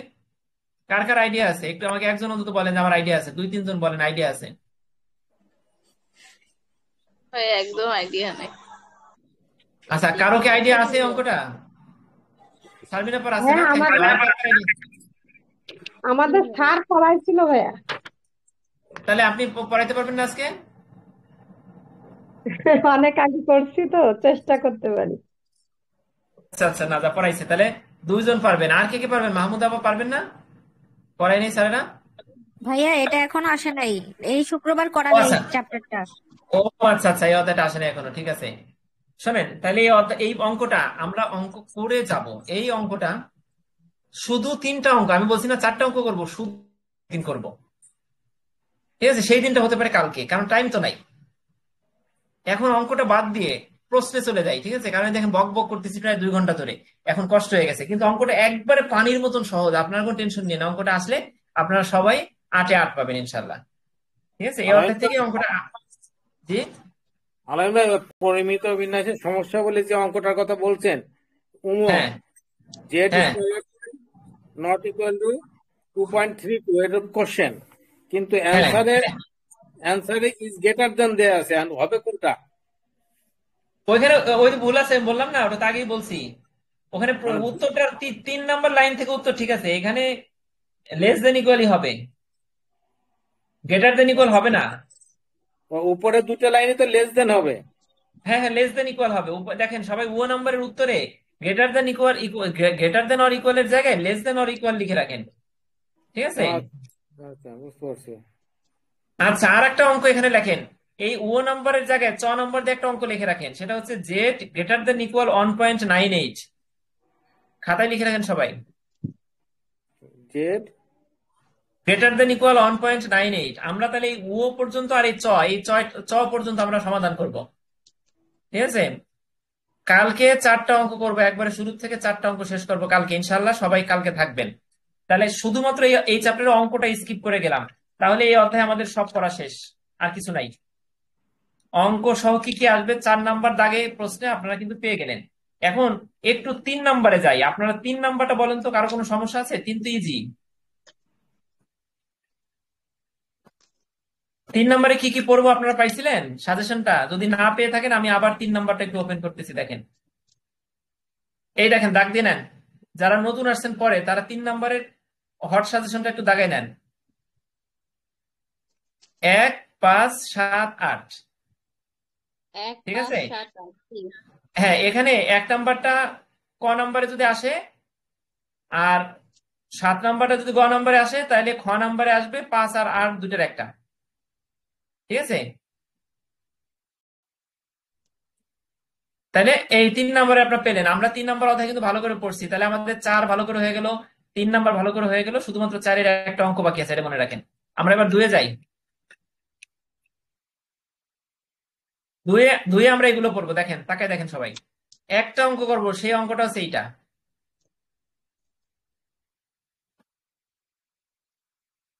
আর যদি কেউ রিস্ক নিতে না চান, তাহলে এই অঙ্কটা করবো। 2টা অঙ্ক করলে একটা আসবে এখান থেকে। 1 এবং 2 নোটে যে 2টা অঙ্কের কথা বলা আছে, 1 এবং 2, এই 2টা অঙ্ক করলে একটা আসবে। তবে 1 নম্বর অঙ্কটা ভেরি ভেরি ইম্পর্টেন্ট, 2 নাম্বারটা কম ইম্পর্টেন্ট। ঠিক আছে? তাহলে অঙ্ক দিলাম এখান থেকে একটা, অথবা আপনি বিকল্প হিসেবে 2টা ধরতে পারেন। আর এখানে 1, 2, 4, 7 এই কটা প্রশ্ন থেকে আসার সম্ভাবনা খুব বেশি। তবে বিকল্প হিসাবে পৈশবিন্যাস কাকে বলে এবং এর ব্যবহার, এই এতটুকু কথা খালি একটু পড়ে দেবেন।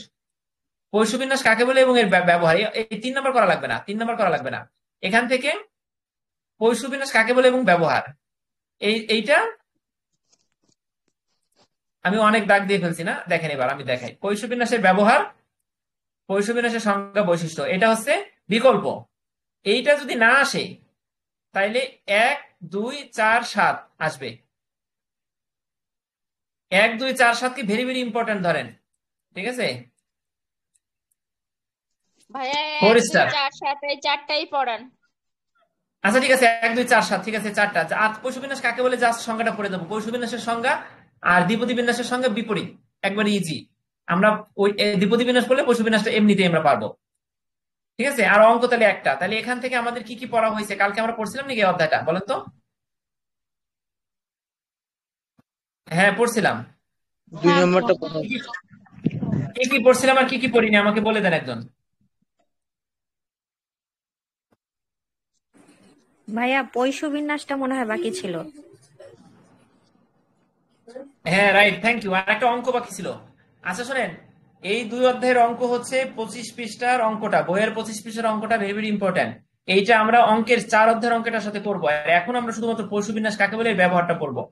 ঠিক আছে? পৈশবিন্যাসে যাই, দেখেন।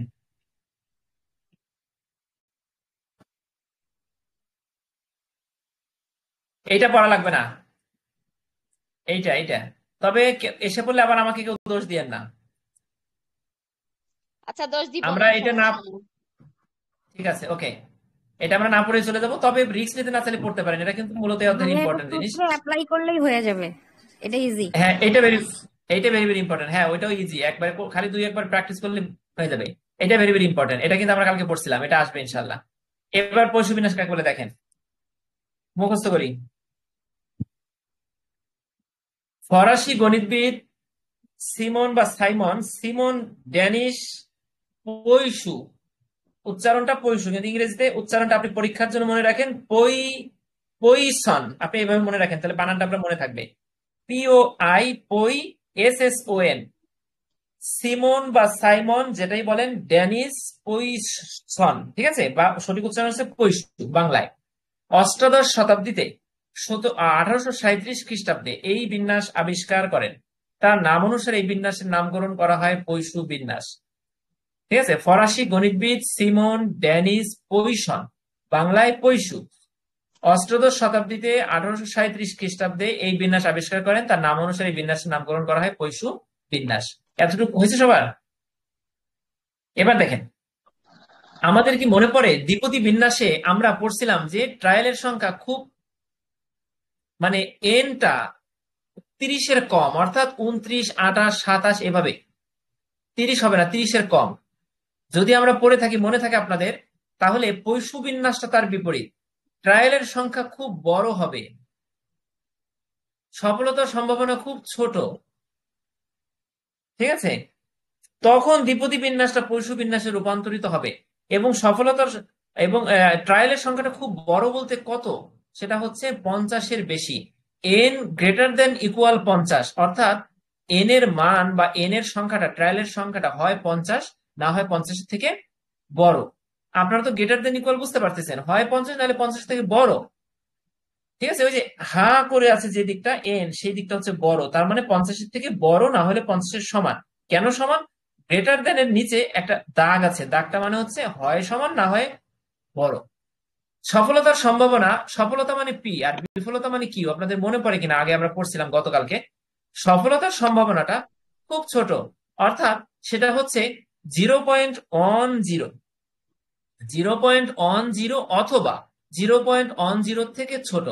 P less than or equal 0.10, বুঝতে পারছেন? এবং এনপি, এনটা কি বলেন তো? এন হচ্ছে ট্রায়ালের সংখ্যা আর পিটা হচ্ছে সফলতার সম্ভাবনা।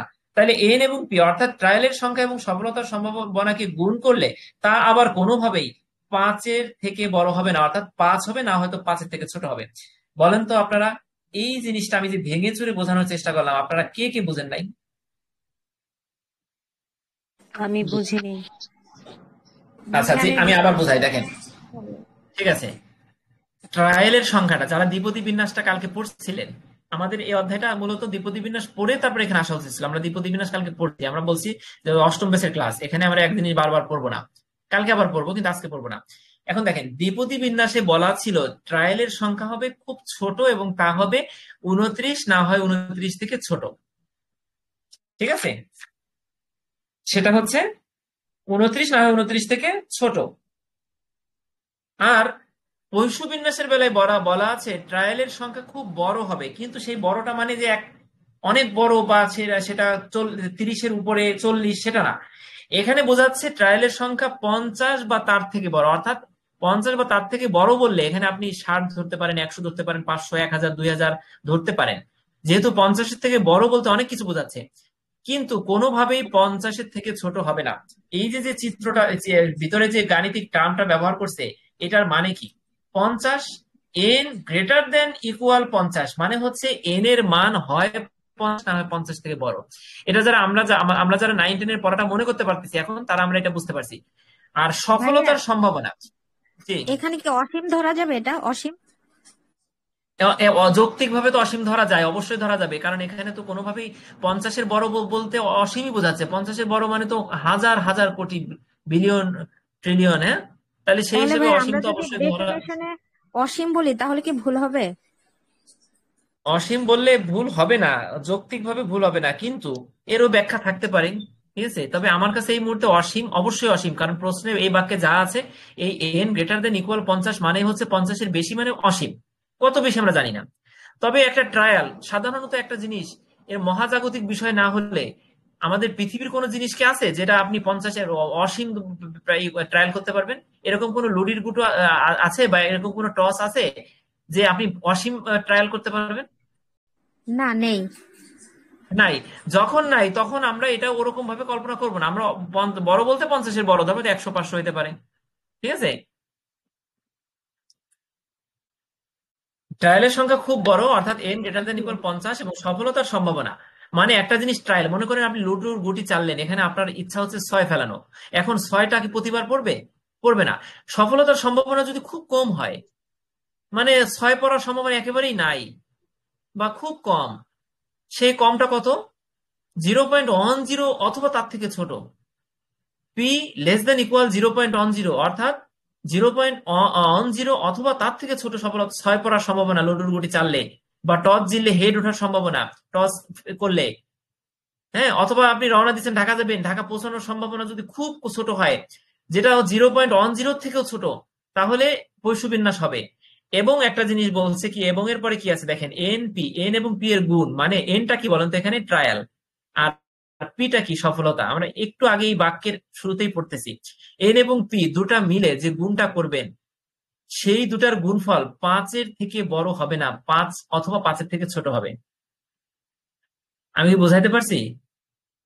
জি। আপনি ওই যে বলছিলেন না যে আনলিমিটেড, এখন বলেন তো আনলিমিটেড ধরলে 5 অথবা 5-এর থেকে বড় এসে যেতে পারে না? মাহমুদ আপা, তাহলে বিষয়টা যেটা ধরলেন প্রথমে এন গ্রেটার দেন ইকুয়াল 50 মানে আনলিমিটেড, এটা নিঃসন্দেহে আনলিমিটেড যেটা জি আপনি বললেন। তবে ভাইয়া, তাহলে বৈশ্ব বিন্যাসের জি বেলায় যখন সফল আর এনআরপি কে, হ্যাঁ হ্যাঁ, যখন এনআরপি কে গুণ দেবো তখন কিন্তু আর আমি আনলিমিটেড ধরতে পারতেছি না, ওখানে আমার লিমিটেশন কিন্তু চলে আসতেছে। এন এবং পি জি যখন গুণ হবে তখন সেটা 5-এর থেকে বড় হবে না, হয় 5 বড় জোর 5, না হয় 5-এর থেকে ছোট। N P less than equal 5 মানে কি, হয় 5 হবে নাহলে 5 থেকে ছোট হবে। এই চিহ্নগুলো আপনারা বুঝে নেবেন, তখন দ্বিপদী বিন্যাস পৈশু বিন্যাসে রূপান্তরিত হয়। এই সংজ্ঞাটা বোধহয় এর থেকে ভালো করে আর বোঝানোর সুযোগ নাই। এখন আমরা পৈশু বিন্যাসটা কাকে বলে সেটা কিন্তু লিখে ফেলছি। এখন আপনার কাছে যদি এইটুক কঠিন মনে হয় তাহলে আপনি এটুক দিয়েন না, আপনি এতটুক দিয়ে পৈশু বিন্যাসের সংজ্ঞাটা দিয়ে দেন, ঠিক আছে? তাতে আপনি মার্কস পাবেন। আর যারা মনে করেন যে না আমরা যেন তেন ভাবে বুঝি আর না বুঝি, মুখস্থ করে হোক বা বুঝে হোক এতটুকু লিখবো, তাহলে তাদের ক্ষেত্রে স্যার একবারে 3-এ 3 দিতে কোনো কার্পণ্য করবেন না। তাহলে আমরা এটা একটু পড়ি। পৈশু বিন্যাসের সূত্র, এই ব্যাখ্যাটা একটু পড়ি, দেখেন। কোন একটি বিচ্ছিন্ন দৈবচলক এক্স, আমরা তো সবসময় জানি যে দৈবচলকটা কি হয়, বিচ্ছিন্ন দৈবচলকে এক্স দ্বারা বোঝাই। এক্স এর সম্ভাবনা অপেক্ষক, সম্ভাবনা অপেক্ষক মানে সম্ভাবনা, সম্ভাবনা অপেক্ষক মানে সম্ভাবনা ফাংশন। দেখেন প্রবাবিলিটি অফ এক্স, এই যে এক্স এর সম্ভাবনা অপেক্ষক, এই বাংলাটাকে যদি আপনি গণিত দিয়ে সিম্বল দিয়ে বোঝাতে চান তাহলে এটা দ্বারা পি অফ এক্স। এক্স এর সম্ভাবনা অপেক্ষক পি অফ এক্স সমান কি দাঁড়ায় দেখেন, ই ই পাওয়ার মাইনাস ল্যামডা। এটা কি ল্যামডা না মাহমুদ আপা? জি ভাইয়া। ল্যামডা, হ্যাঁ। ই হ্যাঁ টু দি হ্যাঁ পাওয়ার ল্যাম্বডা। মাইনাস ল্যামডা, এটা কি ল্যামডাই তো? কি ল্যামডা? হ্যাঁ, E to the power minus lambda আর lambda to the power X by X factorial. এক্স এর পরে একটা এক্সক্লামেশন বিস্ময়সূচক চিহ্ন আছে, এটা কিন্তু বিস্ময়সূচক না, এটা পরিসংখ্যানের ভাষায় এটা হচ্ছে ফ্যাক্টোরিয়াল। এখন এক্স ফ্যাক্টোরিয়াল কিভাবে বের করে এটা আলাদা বিষয়, এটা আমাদের অঙ্ক করার সময় লাগবে, আমরা একটা অঙ্ক করব সেই অঙ্কে এক্স ফ্যাক্টোরিয়াল বের করব, সেটা হচ্ছে কালকে, ঠিক আছে? আপাতত আমরা পৈশু বিন্যাসের ক্ষেত্রে বিচ্ছিন্ন দৈবচলক এক্স এর সম্ভাবনা অপেক্ষকের সূত্রটা আমরা একটু মুখস্থ করি, আমরা একটু বুঝে বুঝে মুখস্থ করি। কিভাবে মুখস্থ করব? প্রবাবিলিটি অফ এক্স সমান E to the power minus lambda lambda to the power X, E to the power minus lambda lambda to the power X by X factorial. বলেন অন্তত কিভাবে পড়তে হয় সেটা তো আমরা বুঝলাম। এখন কেন ল্যামডা স্কয়ার এর উপরে ল্যামডা হয়েছে, ল্যামডা কেন এক্স, এই জিনিসটা যদি আমরা নাও বুঝি, আমরা তো মোটামুটি বুঝতে পারলাম যে সূত্রটা পড়তে হয় কিভাবে, মানে না পড়তে পারলে তো মুখস্থ করতে পারবো না।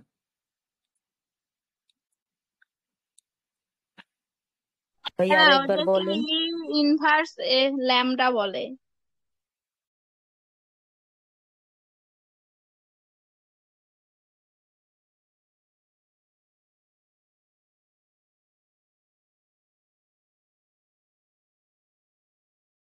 কি বললেন ওইটা আবার রিপিট করেন তো কথাটা।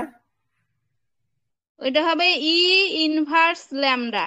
পাওয়ারটা, হ্যাঁ থ্যাংক ইউ। যদি মাইনাস থাকে কোনো পাওয়ারটা তাহলে সেটাকে ইনভার্স বলা যায়, ই ইনভার্স ল্যামডা বলা যায়, ঠিক আছে? আমরা সহজভাবে সবগুলো যেহেতু পাওয়ার, আমরা সেখানে বলতে পারি যে ই এর উপর পাওয়ার, অথবা আফসানা আপা যেটা বললেন ই ইনভার্স ল্যামডা, এটা কারেক্ট, এভাবে আমরা পড়বো।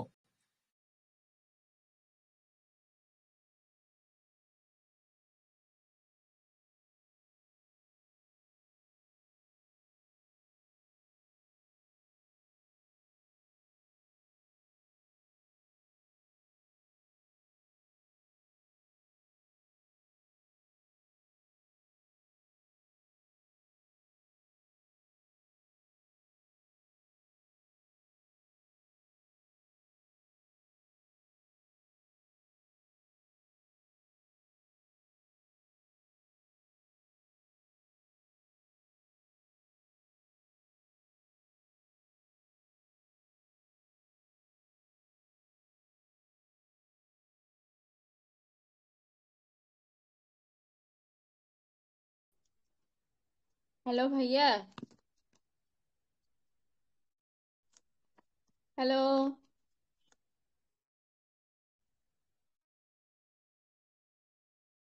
10 সেকেন্ড পরে আবার আসতে কাইন্ডলি। আচ্ছা আচ্ছা।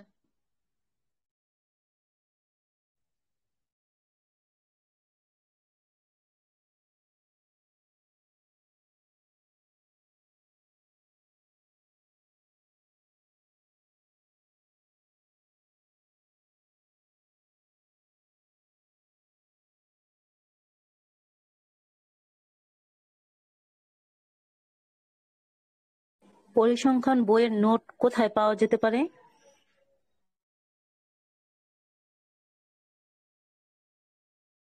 এটা ভাইয়ার কাছেই পাবেন।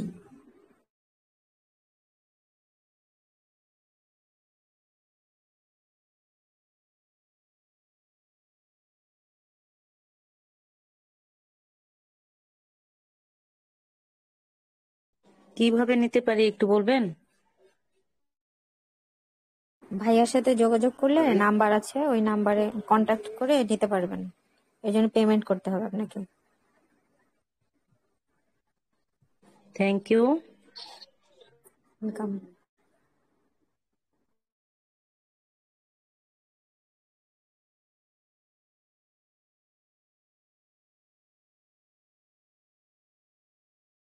ঠিক আছে, তাহলে আমরা পারবো না। দেখেন, এই সূত্রটাকে পৈশু বিন্যাসের সম্ভাবনা অপেক্ষক বলে। উক্ত অপেক্ষকের সাহায্যে নির্মিত বিন্যাসকে পৈশু বিন্যাস বলে। যেমন এক্স সমান, এখানে এক্স কি? এক্স বিচ্ছিন্ন চলক, বিচ্ছিন্ন দ্রব্য চলক, এটা আমরা আগে থেকে জানি। এক্স বিচ্ছিন্ন দ্রব্য চলক। প্রবাবিলিটি অফ এক্স সমান এক্স এর সম্ভাবনা। আর ল্যামডাটা সমান পৈশু বিন্যাসের গড় বা ভেদাঙ্ক। পৈশু বিন্যাসের গড় বা ভেদাঙ্ককে আমরা ল্যামডা দ্বারা বোঝাই। আর দ্বিপদী বিন্যাসের গড় বা ভেদাঙ্ককে আমরা কি দ্বারা বোঝাই? মাহমুদ আপা বলতে পারবেন? ভাইয়া, পৈশু বিন্যাসের গড় বা ভেদাঙ্ককে আমরা ল্যামডা দ্বারা প্রকাশ করি। আর দ্বিপদী বিন্যাসের গড় বা ভেদাঙ্ককে কি দ্বারা বোঝাই? দ্বিপদী বিন্যাসের গড়কে হচ্ছে আপনার ভেদাঙ্ককে বোঝায় ভিএক্স অথবা আপনার সিগমা স্কোয়ার, এটা দিয়ে বোঝায়। আর গড়কে বোঝায় হচ্ছে মিউ অথবা ইএক্স। হ্যাঁ, রাইট, থ্যাংক ইউ। তাহলে আমরা পৈশু বিন্যাস যখন পড়বো তখন পৈশু বিন্যাসের গড় বোঝাতে ল্যামডা ব্যবহার করব। তাহলে বলেন, এই প্রশ্নটা আসলে আমরা পারবো না? পারবো। এবার পৈশু বিন্যাস কাকে বলে সেটা বললাম। আর পৈশু বিন্যাসের বৈশিষ্ট্যটা, এখন এই বৈশিষ্ট্যটা আমরা কিন্তু বলছি যে সাজেশনের বিকল্প হিসেবে পৈশু বিন্যাসটা ইম্পর্টেন্ট। তাহলে আমরা এই অধ্যায় থেকে কি কি পড়বো একটু দেখে আসি। একটু মুছে ফেলে, অনেক দাগ হয়ে গেছে। দেখেন, এই অধ্যায় থেকে তাহলে আমরা পৈশু বিন্যাসের আর ম্যাথ। হ্যাঁ হ্যাঁ, আচ্ছা, তাহলে ওদের থেকে পড়বো হচ্ছে, আমি আবার বলি, 7 নাম্বার, 1 নাম্বার, 1 আর 2, 1 আর 2 মিলে একটা প্রশ্ন। 7 নাম্বার একটা দ্বিপদী বিন্যাসের বৈশিষ্ট্য। এই যে 4টা, 1, 2, 4 এবং 7। আর হচ্ছে এই 1 নম্বর অঙ্কটা, এই কটা হচ্ছে ইনশাল্লাহ আসার সম্ভাবনা আছে। ঠিক আছে। আর পৈশু বিন্যাস কাকে বলে এবং যেটা এখন পড়লাম, পৈশু বিন্যাসের ব্যবহারটা, এটা পড়ে রাখা ভালো। আর পৈশু বিন্যাসের সমস্যা অঙ্কটাও পড়ে রাখা ভালো। তাহলে আমরা অঙ্কটা করব না, জাস্ট এই একটা অঙ্কই আমরা করব, আর ব্যবহারটা একটু পড়ি। তাহলে এই অধ্যায়টা শেষ হয়ে যায় আমাদের। ব্যবহারে যাচ্ছি। তাহলে আপনারা 1 থেকে 4 পর্যন্ত শর্ট সাজেশন পাইছেন কিনা বলেন, বা কারো কাছে অস্পষ্ট থাকলে সে নিতে পারেন। এখানে যে ইয়ার কাছে আছে, শারমিন আপার কাছে দাগানো আছে সবগুলো। শারমিন আপা বলে দিবেন, নিতে পারেন কারো কাছে যদি না থাকে। 1 থেকে 4। এবার আমরা পৈশু বিন্যাসের বৈশিষ্ট্যগুলো দেখি। দেখেন, পৈশু বিন্যাস একটি বিচ্ছিন্ন সম্ভাবনা বিন্যাস, যার মান 0 থেকে ইনফিনিটি পর্যন্ত হয়। মানে 0, 1, 2, 3 ডট ডট ডট, একবারে অসংখ্য। ঠিক আছে। ভাইয়া আরেকবার যদি বলতেন। বিচ্ছিন্ন চলকের বিন্যাস এইটা। দ্বিপদী বিন্যাসটাও বিচ্ছিন্ন চলকের বিন্যাস, পৈশু বিন্যাসটাও বিচ্ছিন্ন চলকের বিন্যাস। আমরা যে গতকালকে দ্বিপদী বিন্যাসের বৈশিষ্ট্য পড়ছি, তাতে আমরা পড়ছিলাম যে দ্বিপদী বিন্যাস বিচ্ছিন্ন চলকের বিন্যাস। আমরা এখানে পৈশু বিন্যাসের বৈশিষ্ট্যের ক্ষেত্রে যদি কেউ এত ব্যাখ্যায় যেতে না চান, জাস্ট 1 নম্বর বৈশিষ্ট্যটা হবে এটি বিচ্ছিন্ন চলকের বিন্যাস। এই যে প্রথম কথা, পৈশু বিন্যাস বিচ্ছিন্ন চলকের বিন্যাস, যার মান 0 থেকে একবারে আনলিমিটেড পর্যন্ত। ঠিক আছে, শেষ। এই বৈশিষ্ট্যগুলো বইতে আছে 27 পৃষ্ঠায়, কিন্তু যদি 8 মার্কে আসে তাহলে একটা বাক্যে না লিখে একটা প্যারাগ্রাফে লিখবো, এই জন্য আমি এটাকে বড় করছি। এটি এমন ঘটনাগুলোর জন্য ব্যবহৃত হয় যেগুলো নির্দিষ্ট সময় বা স্থানে একটি নির্দিষ্ট গড় হার অনুসারে ঘটে। ঠিক আছে, গেল। এবার 2 নম্বরটা দেখি, দেখেন মোট সম্ভাবনা 1। যে কোনো বিন্যাসের সম্ভাবনাটা কত হয় আমরা কি এটা জানি? 1 না? একটা মুদ্রা টস করবেন, এটা মানে হেড ওঠার অথবা টেইল ওঠার, দুটার যে কোনো দুটা যেটা উঠুক না কেন, এই দুইটার সম্মিলিত সম্ভাবনা হচ্ছে 1। এটা কিন্তু আলাদা প্রথম অধ্যায়ের বিষয়, আমরা প্রথম অধ্যায়ে 1 কেন আমরা সেটা প্রথম অধ্যায়ে পড়বো। তাহলে এই বিন্যাসের সম্ভাবনা সমষ্টি 1, অর্থাৎ কোনো ঘটনা সংঘটিত হবার সম্ভাবনা 0 থেকে ইনফিনিটি পর্যন্ত সব সম্ভাবনাকে যোগ করলে সর্বদা কি হবে বলেন তো? 1 হবে। তাহলে দুইটা বৈশিষ্ট্য ইজি, এই দুইটা বৈশিষ্ট্য কিন্তু সহজ মনে হয়েছে আমার কাছে।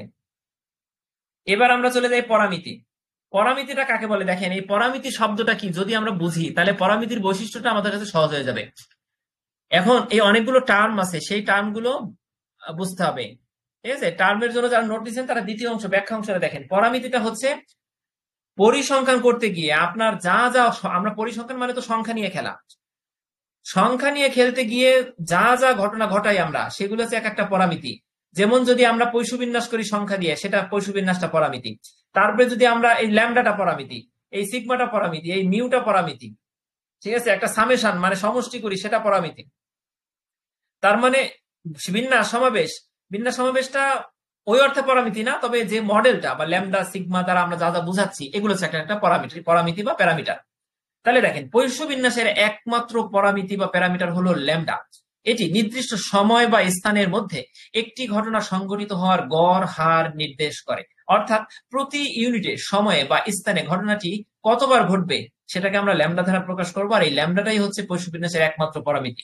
তাহলে 3, 2 এবং 1 আমার এখনই হয়ে গেছে। আপনারা লিখতে পারবেন কিনা বলেন? মনে করি যে অনেক ভাই আছে, অনেক বোন আছে, খুবই দুঃখজনক যে একটু পড়ার টাইম বের করলে হয় না 7 দিন। হ্যাঁ, পরীক্ষার হলে গিয়ে এই যে নকল করে, একবার নকল নিয়ে যায়, একবার মোবাইল নিয়ে যায় টান দিয়ে, একবার ব্যাগ নিয়ে যায়, আবার বলে স্যার দেন, স্যারের বলে স্যার একটু হেল্প করেন। মানে এই বিষয়গুলো আসলে আমরা যতই সিনিয়র হই না কেন, আমরা যদি একটু ঘাটাঘাটি করি অন্তত আমরা ফেল করবো না। কারণ ওপেন ইউনিভার্সিটি কখনো এরকম কোনো প্রশ্ন করবে না যাতে পুরো 600 জন পরীক্ষার্থীর 600 জনই ফেল করে, এরকম করে না।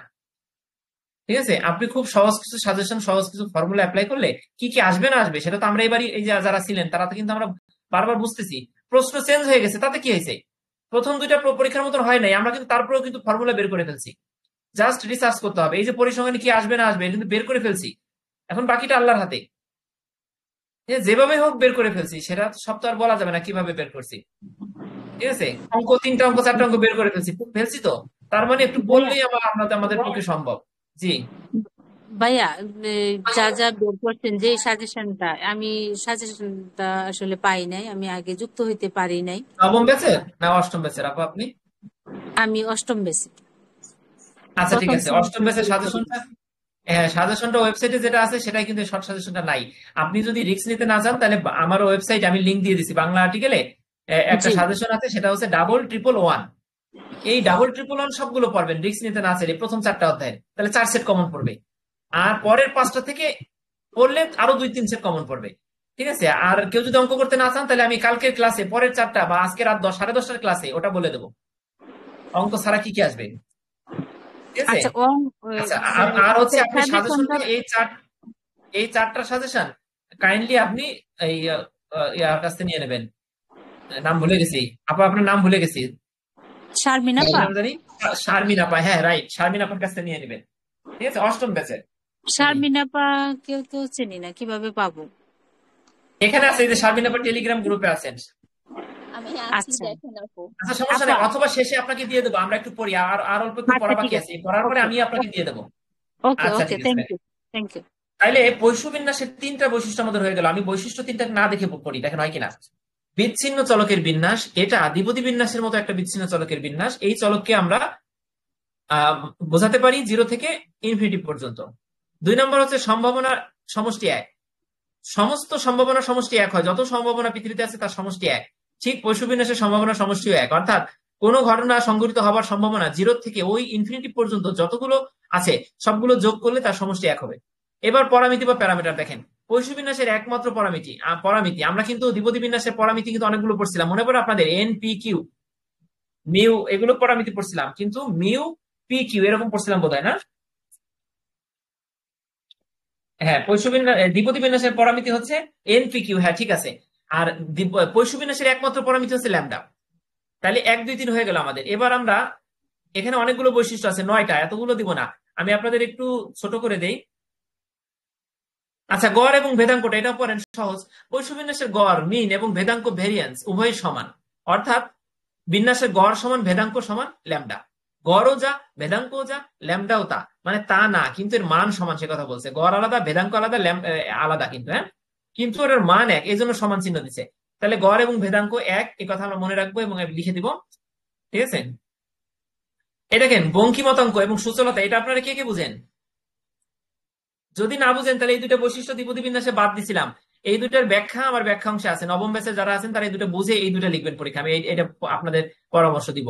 স্যাররা, আমাদের মেইন ক্যাম্পাসে স্যাররা বোধহয় এই দুটা বোঝায় নাই, বঙ্কিমতাঙ্ক এবং সূচলতা বোঝায় নাই, ঠিক আছে? এই দুইটা আমার ব্যাখ্যা আছে নোটে, ওখান থেকে বুঝে নেবেন, অথবা আমরা ক্লাসে আলোচনা করব, ইজি আলোচনা করবো, একটু একটু বারবার পরে এই দুটো 9 ব্যাচে সবাই লিখবেন, দ্বিপদী এবং পৈশুতে দুটাতেই লিখবেন আপনারা। তবে আপাতত আমরা কালকের পরীক্ষার জন্য এই দুটো বাদ দিই। যদি কারো ন্যূনতম আইডিয়া না থাকে বঙ্কিমতাঙ্ক এবং সূচলতা সম্পর্কে, তাহলে এটা বোঝাতে গেলে আধা ঘন্টা লাগবে, তাহলে বাদ দেই নাকি, কি বলেন? জি, বাদ দেন ভাইয়া। আচ্ছা, এবার পরিমিত বিন্যাসটা 5 নম্বরটা পড়ি। দেখেন, পৈশু বিন্যাসের পরিমিত ব্যবধান, এটাকে কি বলে জানি, সিগমা বা স্ট্যান্ডার্ড ডিভিয়েশন। এই বিন্যাসের পরিমিত ব্যবধান সিগমা সমান √ল্যামডা, ঠিক আছে? এইখানে মূল কথাটা হচ্ছে সিগমা সমান √ল্যামডা, অর্থাৎ ল্যামডাকে রুট করলে সিগমার সমান হবে, ঠিক আছে? এটি ল্যামডা বেশি হলে ডেটার বা তথ্যের বা নাম্বারের সরানো অবস্থা বৃদ্ধি করে। আমরা যদি চিত্র, গ্রাফ, এই বিন্যাসটা বুঝতাম তাহলে ডেটাটা কিভাবে ছড়িয়ে পড়ে সেটা আমরা বুঝতে পারতাম। যেহেতু এখানে বইতে চিত্র নাই, আছে পৈশু বিন্যাসের চিত্র কিন্তু নাই, দেখছেন? নাই। তবে ওপেনে যারা এসএসসি পড়ছেন, ওপেনে তাদের কি বঙ্কিমতাঙ্ক এবং সূচলতা তাদের পরিসংখ্যান বইতে কিন্তু ছিল, যারা পরিসংখ্যান পড়ছে ইন্টারমিডিয়েটে অথবা ডিগ্রিতে, হ্যাঁ, তাদের ক্ষেত্রে এগুলো ছিল, ঠিক আছে? আচ্ছা, পরিমিত ব্যবধান, তাহলে পরিমিত ব্যবধানের ক্ষেত্রে আমরা লিখবো কি, √ল্যামডা, অর্থাৎ ল্যামডাকে রুট করলে সেটা দাঁড়াচ্ছে সিগমা, ওকে? আর এর মাধ্যমে ডেটার বা ল্যামডার বেশি ছড়ানো অবস্থা বোঝায়। এটা 5 নাম্বারটা এভাবে লিখবো। 6 এবং 7 বাদ, তাহলে থাকে কয়টা? 8 এবং 9। 8 এবং 9 আমরা একটু বোঝার চেষ্টা করি। দেখেন, এটা খুব সহজ, সবাই তাকায় দেখেন। একটি পৈশু বিন্যাসের মান যা অনেকগুলো পৈশু বিন্যাস যোগ করলে বা কমপক্ষে 2টি স্বাধীন পৈশু বিন্যাস যোগ করলে তাই হয়। যদি 2টি স্বাধীন পৈশু বিন্যাস অর্থাৎ ল্যামডা 1 এবং ল্যামডা 2 কে যদি যোগ করেন তাহলে কি হবে? শুধু ল্যামডা হবে। বুঝতে পারছেন? এটা 8 নাম্বার, একবারে ইজি। 9 নাম্বারটা আমরা পৈশু বিন্যাসের যে সংজ্ঞাটা পড়ছি না, সংজ্ঞাটা বসাই দিবেন সরাসরি। যদি ট্রায়ালের সংখ্যা খুব বড় এবং সফলতার সম্ভাবনা খুব ছোট হয় এবং এই ট্রায়াল এবং সফলতাকে গুণ করে যদি তা 5-এর থেকে কম হয় অথবা 5 হয়, তাহলে দ্বিপদী বিন্যাসে পৈশু বিন্যাস রূপান্তরিত হবে। এক্ষেত্রে এনপি সমান ল্যামডা হবে, এক্ষেত্রে এনপি সমান ল্যামডা হবে। তাহলে আমরা এই 6 এবং 7 বাদ দিয়ে থাকে হচ্ছে 7টা। এই 7টা আমরা লিখতে পারবো কি পারবো না বলেন? পৈশু বিন্যাসটা কি খুব কঠিন? কঠিন না তো? না। আচ্ছা, তাহলে আলহামদুলিল্লাহ আমাদের আজকে 2 হলো, 3 হলো, 4 হলো। 3 আমরা পড়িনি, কিন্তু প্রথম দিন পড়ছিলাম। এবার প্রথম অধ্যায়ে যাচ্ছি। তানিন ভাই কখন আসলেন? এই ভাই এইমাত্র আসলাম ভাই। আচ্ছা, ঠিক আছে। রিদওয়ান ভাই বুঝতেছেন? জি ইনশাল্লাহ বুঝবো। কথাটা তো বলেন, এই জন্য ভয় লাগে। আচ্ছা, সমস্যা নাই, আমরা যেগুলো আমরা পড়বো এগুলো আমরা অবশ্যই বারবার পড়তে পড়তে আমাদের এগুলো আয়ত্তে চলে আসবে। আমরা কালকে বসবো, বৃহস্পতিবার দিন মিনিমাম 3-4 বার বসবো পড়তে, হ্যাঁ, সারাদিনে। ওদিন ছুটি নিয়ে যারা একটু সমস্যা আছে পরিসংখ্যানে যাদের একটু সমস্যা আছে, জি বলেন। জি, এই সাবজেক্টটা আমার জন্য মানে একদমই নতুন, একদমই নতুন। এই সাবজেক্ট আর ধরেন নাই আগে, তাই তো? জি ভাইয়া। ভাইয়া আমার ক্ষেত্রেও আচ্ছা, ঠিক আছে। সেম। আচ্ছা, তবে আমি যারা একবারই ধরেন নাই, হ্যাঁ সবাই সেম সেম বলতেছেন, যারা সব ধরেন মাথার নাই উপর। তাদের আমি একটা কথা বলি। না, মাথার উপর দিয়ে কেন যাবে ভাই? আমি দেখেন এখানে বললাম প্রবাবিলিটি অফ এক্স সমান E inverse lambda, lambda power E, sorry X by X factorial. আমি তো কোনটা কিভাবে পড়তে হয় তা তো অন্তত বলে দিলাম। আপনি যদি এরকম না বুঝতেন পরীক্ষার আগের রাত্রে যে এর পরে কিভাবে, যেহেতু বই না ধরলে পরিসংখ্যান এটা আপনার আমার বোঝার কথা না। আমরা যারা পরিসংখ্যান করিনি এক্স ফ্যাক্টোরিয়াল নাকি এক্স বিস্ময়সূচক চিহ্ন, এই উচ্চারণটা তো আমাদের জানার কথা না। তাহলে এটা যেহেতু আমি বলে দিলাম, উচ্চারণটা যেহেতু জানলেন, একটু একবার চোখ বন্ধ করে পড়েন, খাতায় কয়েকবার লেখেন, তাহলে তো লিখতে পারবেন। ঠিক আছে, যারা নতুন তাদের ক্ষেত্রে কোনো ভয় নাই। বৃহস্পতিবার রাত 9টা পর্যন্ত আমাদের সাথে থাকেন। ঠিক আছে, আমি যদি 80 মার্কের অ্যান্সার করি, আমরা যদি করি 80 মার্কের অ্যান্সার, তাহলে আপনারা নতুন যারা তারাও অ্যান্সার করতে পারবেন 7 দিন পরে। ইনশাআল্লাহ তাই জানা হয় আর কি। হ্যাঁ ইনশাআল্লাহ। আচ্ছা, তাইলে এখানে আমাদের দ্বিতীয় অধ্যায়, তৃতীয়, চতুর্থ এই 3টা অধ্যায় আমাদের হয়ে গেল ভালো করে। এখন প্রথম অধ্যায়টা ধরতে চাচ্ছি না, 9টা বেজে গেছে, কি বলেন? ভাইয়া ম্যাথ তবে কবে প্রথম করাবেন? অধ্যায়টা, হ্যাঁ ম্যাথ কবে করাবেন? ম্যাথটা তো আমাদের টাইম চলে আইছে, ম্যাথ তো আমাদের করতেই হবে। ম্যাথটা সহজ, কিন্তু ম্যাথ করতে গেলে শুধু অন্য কোনো কিছু ধরা হবে না, ওদিন ম্যাথই। ঠিক আছে, আজকে এখন শোনেন ম্যাথ কবে করাবো আমি বলি। আজকে রাত 11টায় বা 11:15 অথবা 10:30টায়, আমি টাইমটা বলতে পারতেছি না, আমরা পড়তে বসবো। যারা এখান থেকে থাকতে পারবেন তারা থাকবেন, তাদের জন্য আমরা 5, 6, 7, 8, 9 এই 4টা অধ্যায়ের 5টা অধ্যায়ের অঙ্ক ছাড়া ছোট্ট ছোট্ট কিছু প্রশ্ন, মানে একেবারে ইজি, আমি সুন্দর করে ভেঙে চুরে বোঝাই দেবো ইনশাল্লাহ। এই প্রশ্নগুলো পড়লে আপনার 3 সেট প্রশ্ন কমন পড়তে পারে, যেগুলোতে কোনো অঙ্ক নাই। তাহলে আপনি ওই 5 অধ্যায়ের ছোট ছোট কিছু প্রশ্ন যদি মুখস্থ করে যেতে পারেন, 3 সেট প্রশ্ন অঙ্ক ছাড়া কমন করলে আপনার জন্য কিন্তু ভালো। কারণ অঙ্ক যদি মিলাতে না পারেন, তাহলে রাত 10টায় আমরা যদি একটু সময় দিতে পারি সবাই, আমি পারবো, আপনারা যদি পারেন, তাহলে বাকি 4-5টা অধ্যায় যদি আমরা শেষ করতে পারি, মোটামুটি আইডিয়া নিতে পারি আজকে রাত্রে, তাহলে আমাদের কালকে অঙ্ক করতে আর বাধা থাকলো না। ঠিক আছে, বুঝতে শুধু ভাইয়া। প্রথম অধ্যায়টা বাকি থাকবে আর অঙ্ক থাকবে। তাহলে কালকে আমরা অঙ্ক করবো সারাদিন, রাত্রে 2বার। ওকে। হ্যাঁ, আমি তো একটু লেট করে অ্যাড হয়েছি, একটু 4 নাম্বারের গুলো কি কেউ অ্যাড মানে আচ্ছা, ইম্পর্টেন্ট? এবার 10 মিনিট আপনাদের প্রশ্নের উত্তর দিব এবং সাজেশন টাজেশন এই বিষয়ে আনসার দিব, নবম ব্যাচ অষ্টম ব্যাচ যারা আছেন। আর তারপরে আমরা 9টায় রেখে দিব। বলেন 5 মিনিট 10 মিনিটে কেউ কোনো প্রশ্ন থাকলে বলেন, না বুঝলে বলেন। ভাইয়া জয়াদি আমি বলেন, কি বলতে চান? বলেন ভাইয়া আমার হচ্ছে বলেন। অষ্টম ব্যাচ, প্রথম সেমিস্টার। আমি প্রথমে সাজেশনটাই চাচ্ছি, যেটা থেকে আমি পরীক্ষায় অন্তত প্রস্তুতি নিতে পারবো আর কি। হ্যাঁ, এখন সাজেশনটা হচ্ছে চূড়ান্ত মুহূর্তের সাজেশন কালকে আছে, জি সেটা তো আমি দিয়ে দিলাম। ঠিক আছে, ওইটা আমি আপনাকে এখনই আবার বলে দিচ্ছি, জি অথবা অধ্যায়, শারমিন আপা একটু বলে দিবেন নাকি? হ্যাঁ বলেন, তাহলে আচ্ছা, শারমিন ওইটা আপাও বলতে পারেন অধ্যায়গুলা বা প্রশ্নগুলা যদি একটু বলেন, আমি নোট নিচ্ছি। আচ্ছা ওকে, আমি বলে দিচ্ছি। আচ্ছা, শারমিন আপা তো হ্যাঁ ব্যস্ত আছেন, দেখেন 1 নম্বর অধ্যায় যান, সবাই একে যান, একে যান।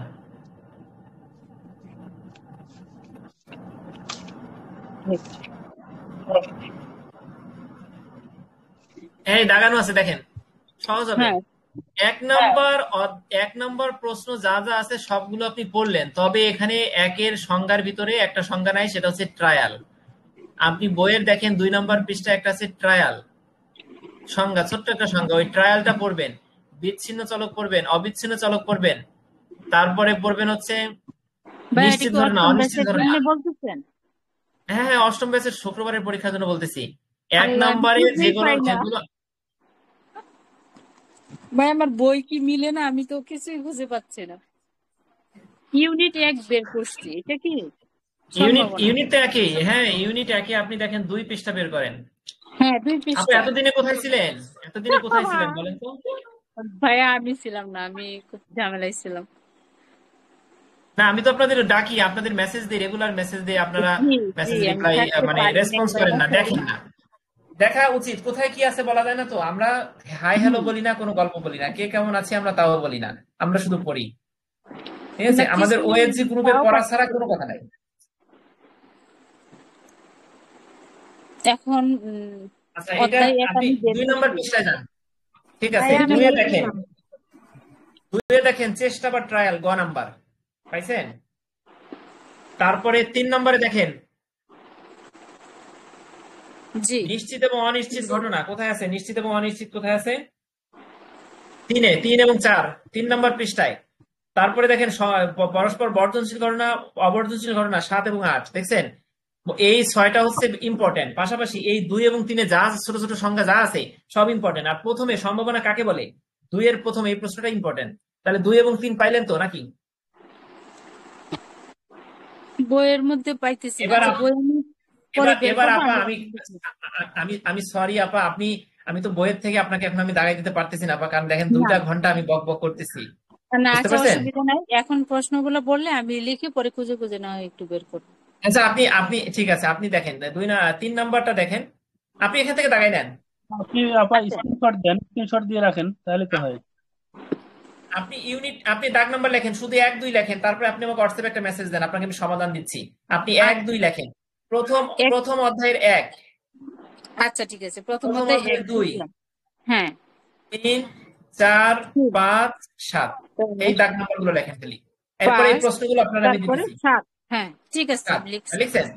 জি আচ্ছা, এরপরে অঙ্ক লেখেন 1 নাম্বার। অঙ্ক 1 নাম্বার। এক কোথাকার এক সেটা কিন্তু আপনি জানেন না, সেটা আপনি আমার কাছে জেনে না নেবেন। আচ্ছা আর বিকল্প হিসাবে খাতায় লিখে রাখেন। আচ্ছা, দরকার নাই, আচ্ছা বেইজের উপপাদ্য, এটা খুবই ইম্পর্টেন্ট না, তবে এটা দরকার নেই। আচ্ছা ঠিক আছে, যান, পরীক্ষা বেশি দিন নাই, এত দরকার নাই। আচ্ছা 2 অধ্যায় হ্যাঁ যান। জি অধ্যায় 2। 2 লেখেন তারপর 1 2 4 7 1 2 4 7 8 8, 8। আর লেখেন অঙ্ক 1। অঙ্ক 1 হ্যাঁ ঠিক ঠিক আছে, আছে। Thank you. তারপরে দেখেন 3-এ যান, 3 অধ্যায় যান। হ্যাঁ অধ্যায় 3 3 অধ্যায় লেখেন 1 5 7 8, 1 5 7 8 চারটেই। আচ্ছা 4 অধ্যায় যান। 4 অধ্যায়। অধ্যায় 4 এই যে যা দিলাম, আল্লাহ যদি সহায় থাকে, এই 4টা সেট প্রশ্ন কিন্তু দিয়ে দিলাম, ঠিক আছে। তবে আসবে কি আসবে না চূড়ান্ত ভাবে এটা আপনার উপর নির্ভর করবে। আপনি নাও আসতে পারে, বলা যায় না তো, এটা তো পরীক্ষা। 1 2 এবং 4, এখান থেকে 1 2 এবং 4। অধ্যায় 4 থেকে 1 2 4। হ্যাঁ 1 2 4, এটা আপনি ক্লাস যদি থেকে থাকেন তাহলে বুঝতে পারবেন। এখানে 1 2 4 বললেই হবে না, এখানে কিছু কিছু জিনিস আছে ক্লাসে থাকা দরকার ছিল, তাহলে বুঝতে পারবেন। এখানে একটা প্রশ্নের সাথে আরেকটা প্রশ্ন রিলেটেড ঢুকানো। এবার অঙ্ক পড়তে হবে 2 নাম্বার অঙ্কটা। অঙ্ক 2 ঠিক আছে আপা, তাহলে 1 থেকে 4 পর্যন্ত হয়ে গেল। আচ্ছা, আমি আপনাদের সকলের সুবিধার্থে কালকে সকালে যদি পারি তাহলে এই ভিডিওটা আমি দিয়ে দেবো ইউটিউবে, ঠিক আছে, আমার ইউটিউব চ্যানেল, ওখান থেকে দেখে নিন। ঠিক আছে।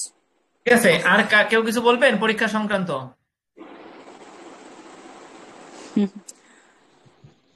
ভাই একটু মিলাই নেই। অধ্যায় 1 থেকে 1 2 3 4 5 7 অধ্যায়, আর অঙ্ক হচ্ছে 1।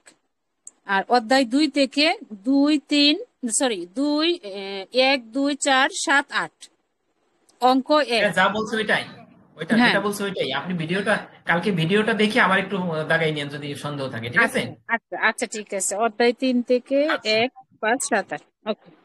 আচ্ছা ওকে। তাহলে টোটাল অঙ্ক, আমরা যারা অঙ্ক করব তারা অঙ্ক বলতে এই যে যা যা অঙ্ক বললাম 4টা অধ্যায়ের অঙ্কগুলো অঙ্ক, এছাড়া কোনো অঙ্ক নাই, ঠিক আছে? ভাই অধ্যায় 3 আচ্ছা, থেকে আরেকটা জিনিস অঙ্ক কোনটা? আরেকটা জিনিস বলি নাই, সেটা হচ্ছে আপনারা দেখেন প্রথম অধ্যায় থেকে অঙ্ক বলছেন কয়টা? একটা অঙ্ক বলছি না? জি একটা অঙ্ক বলছি না, প্রথম অধ্যায় থেকে আরো 2টা ছোট্ট ছোট্ট অঙ্ক, একবারে 2 লাইনের 2টা অঙ্ক। সেই জি অঙ্ক দুটো কোথায় আছেন, পৃষ্ঠা নাম্বারটা বলি। সেটা হচ্ছে 16 এবং 17 পৃষ্ঠা। 16 পৃষ্ঠার একটা অঙ্ক, 17 পৃষ্ঠার একটা অঙ্ক। এই 2টা অঙ্ক ফ্যাক্টরিয়ালের অঙ্ক। আচ্ছা 16 পৃষ্ঠা একটা অঙ্ক আর 17 পৃষ্ঠা একটা অঙ্ক। হ্যাঁ, এই টোটাল এই 4টা অধ্যায় থেকে এই অঙ্কগুলো এটা করলে কি 16 অঙ্ক 17 পর্ব। বইয়ের 16 17? বইয়ের 16-17, হ্যাঁ বইয়ের 16-17, আর নোটের ক্ষেত্রে আছে, দাগ নাম্বার আছে, আপনি বইয়ের 16-17 লিখে রাখেন। ঠিক আছে, তাহলে আর অঙ্ক বলতে কিছু আর নাই, এগুলো করবেন। তাহলে আমরা রেখে দিচ্ছি, ঠিক আছে। নেক্সট ক্লাস 10:30 অথবা 11:45। ভাইয়া 3 অধ্যায় থেকে অঙ্ক কোনটা? না না, 3 অধ্যায় অঙ্ক নাই, 3 অধ্যায় যে অঙ্ক 4টা নাই। প্রশ্ন আছে, ওই 4টাই ভালো করে পড়বেন। আচ্ছা ঠিক আছে।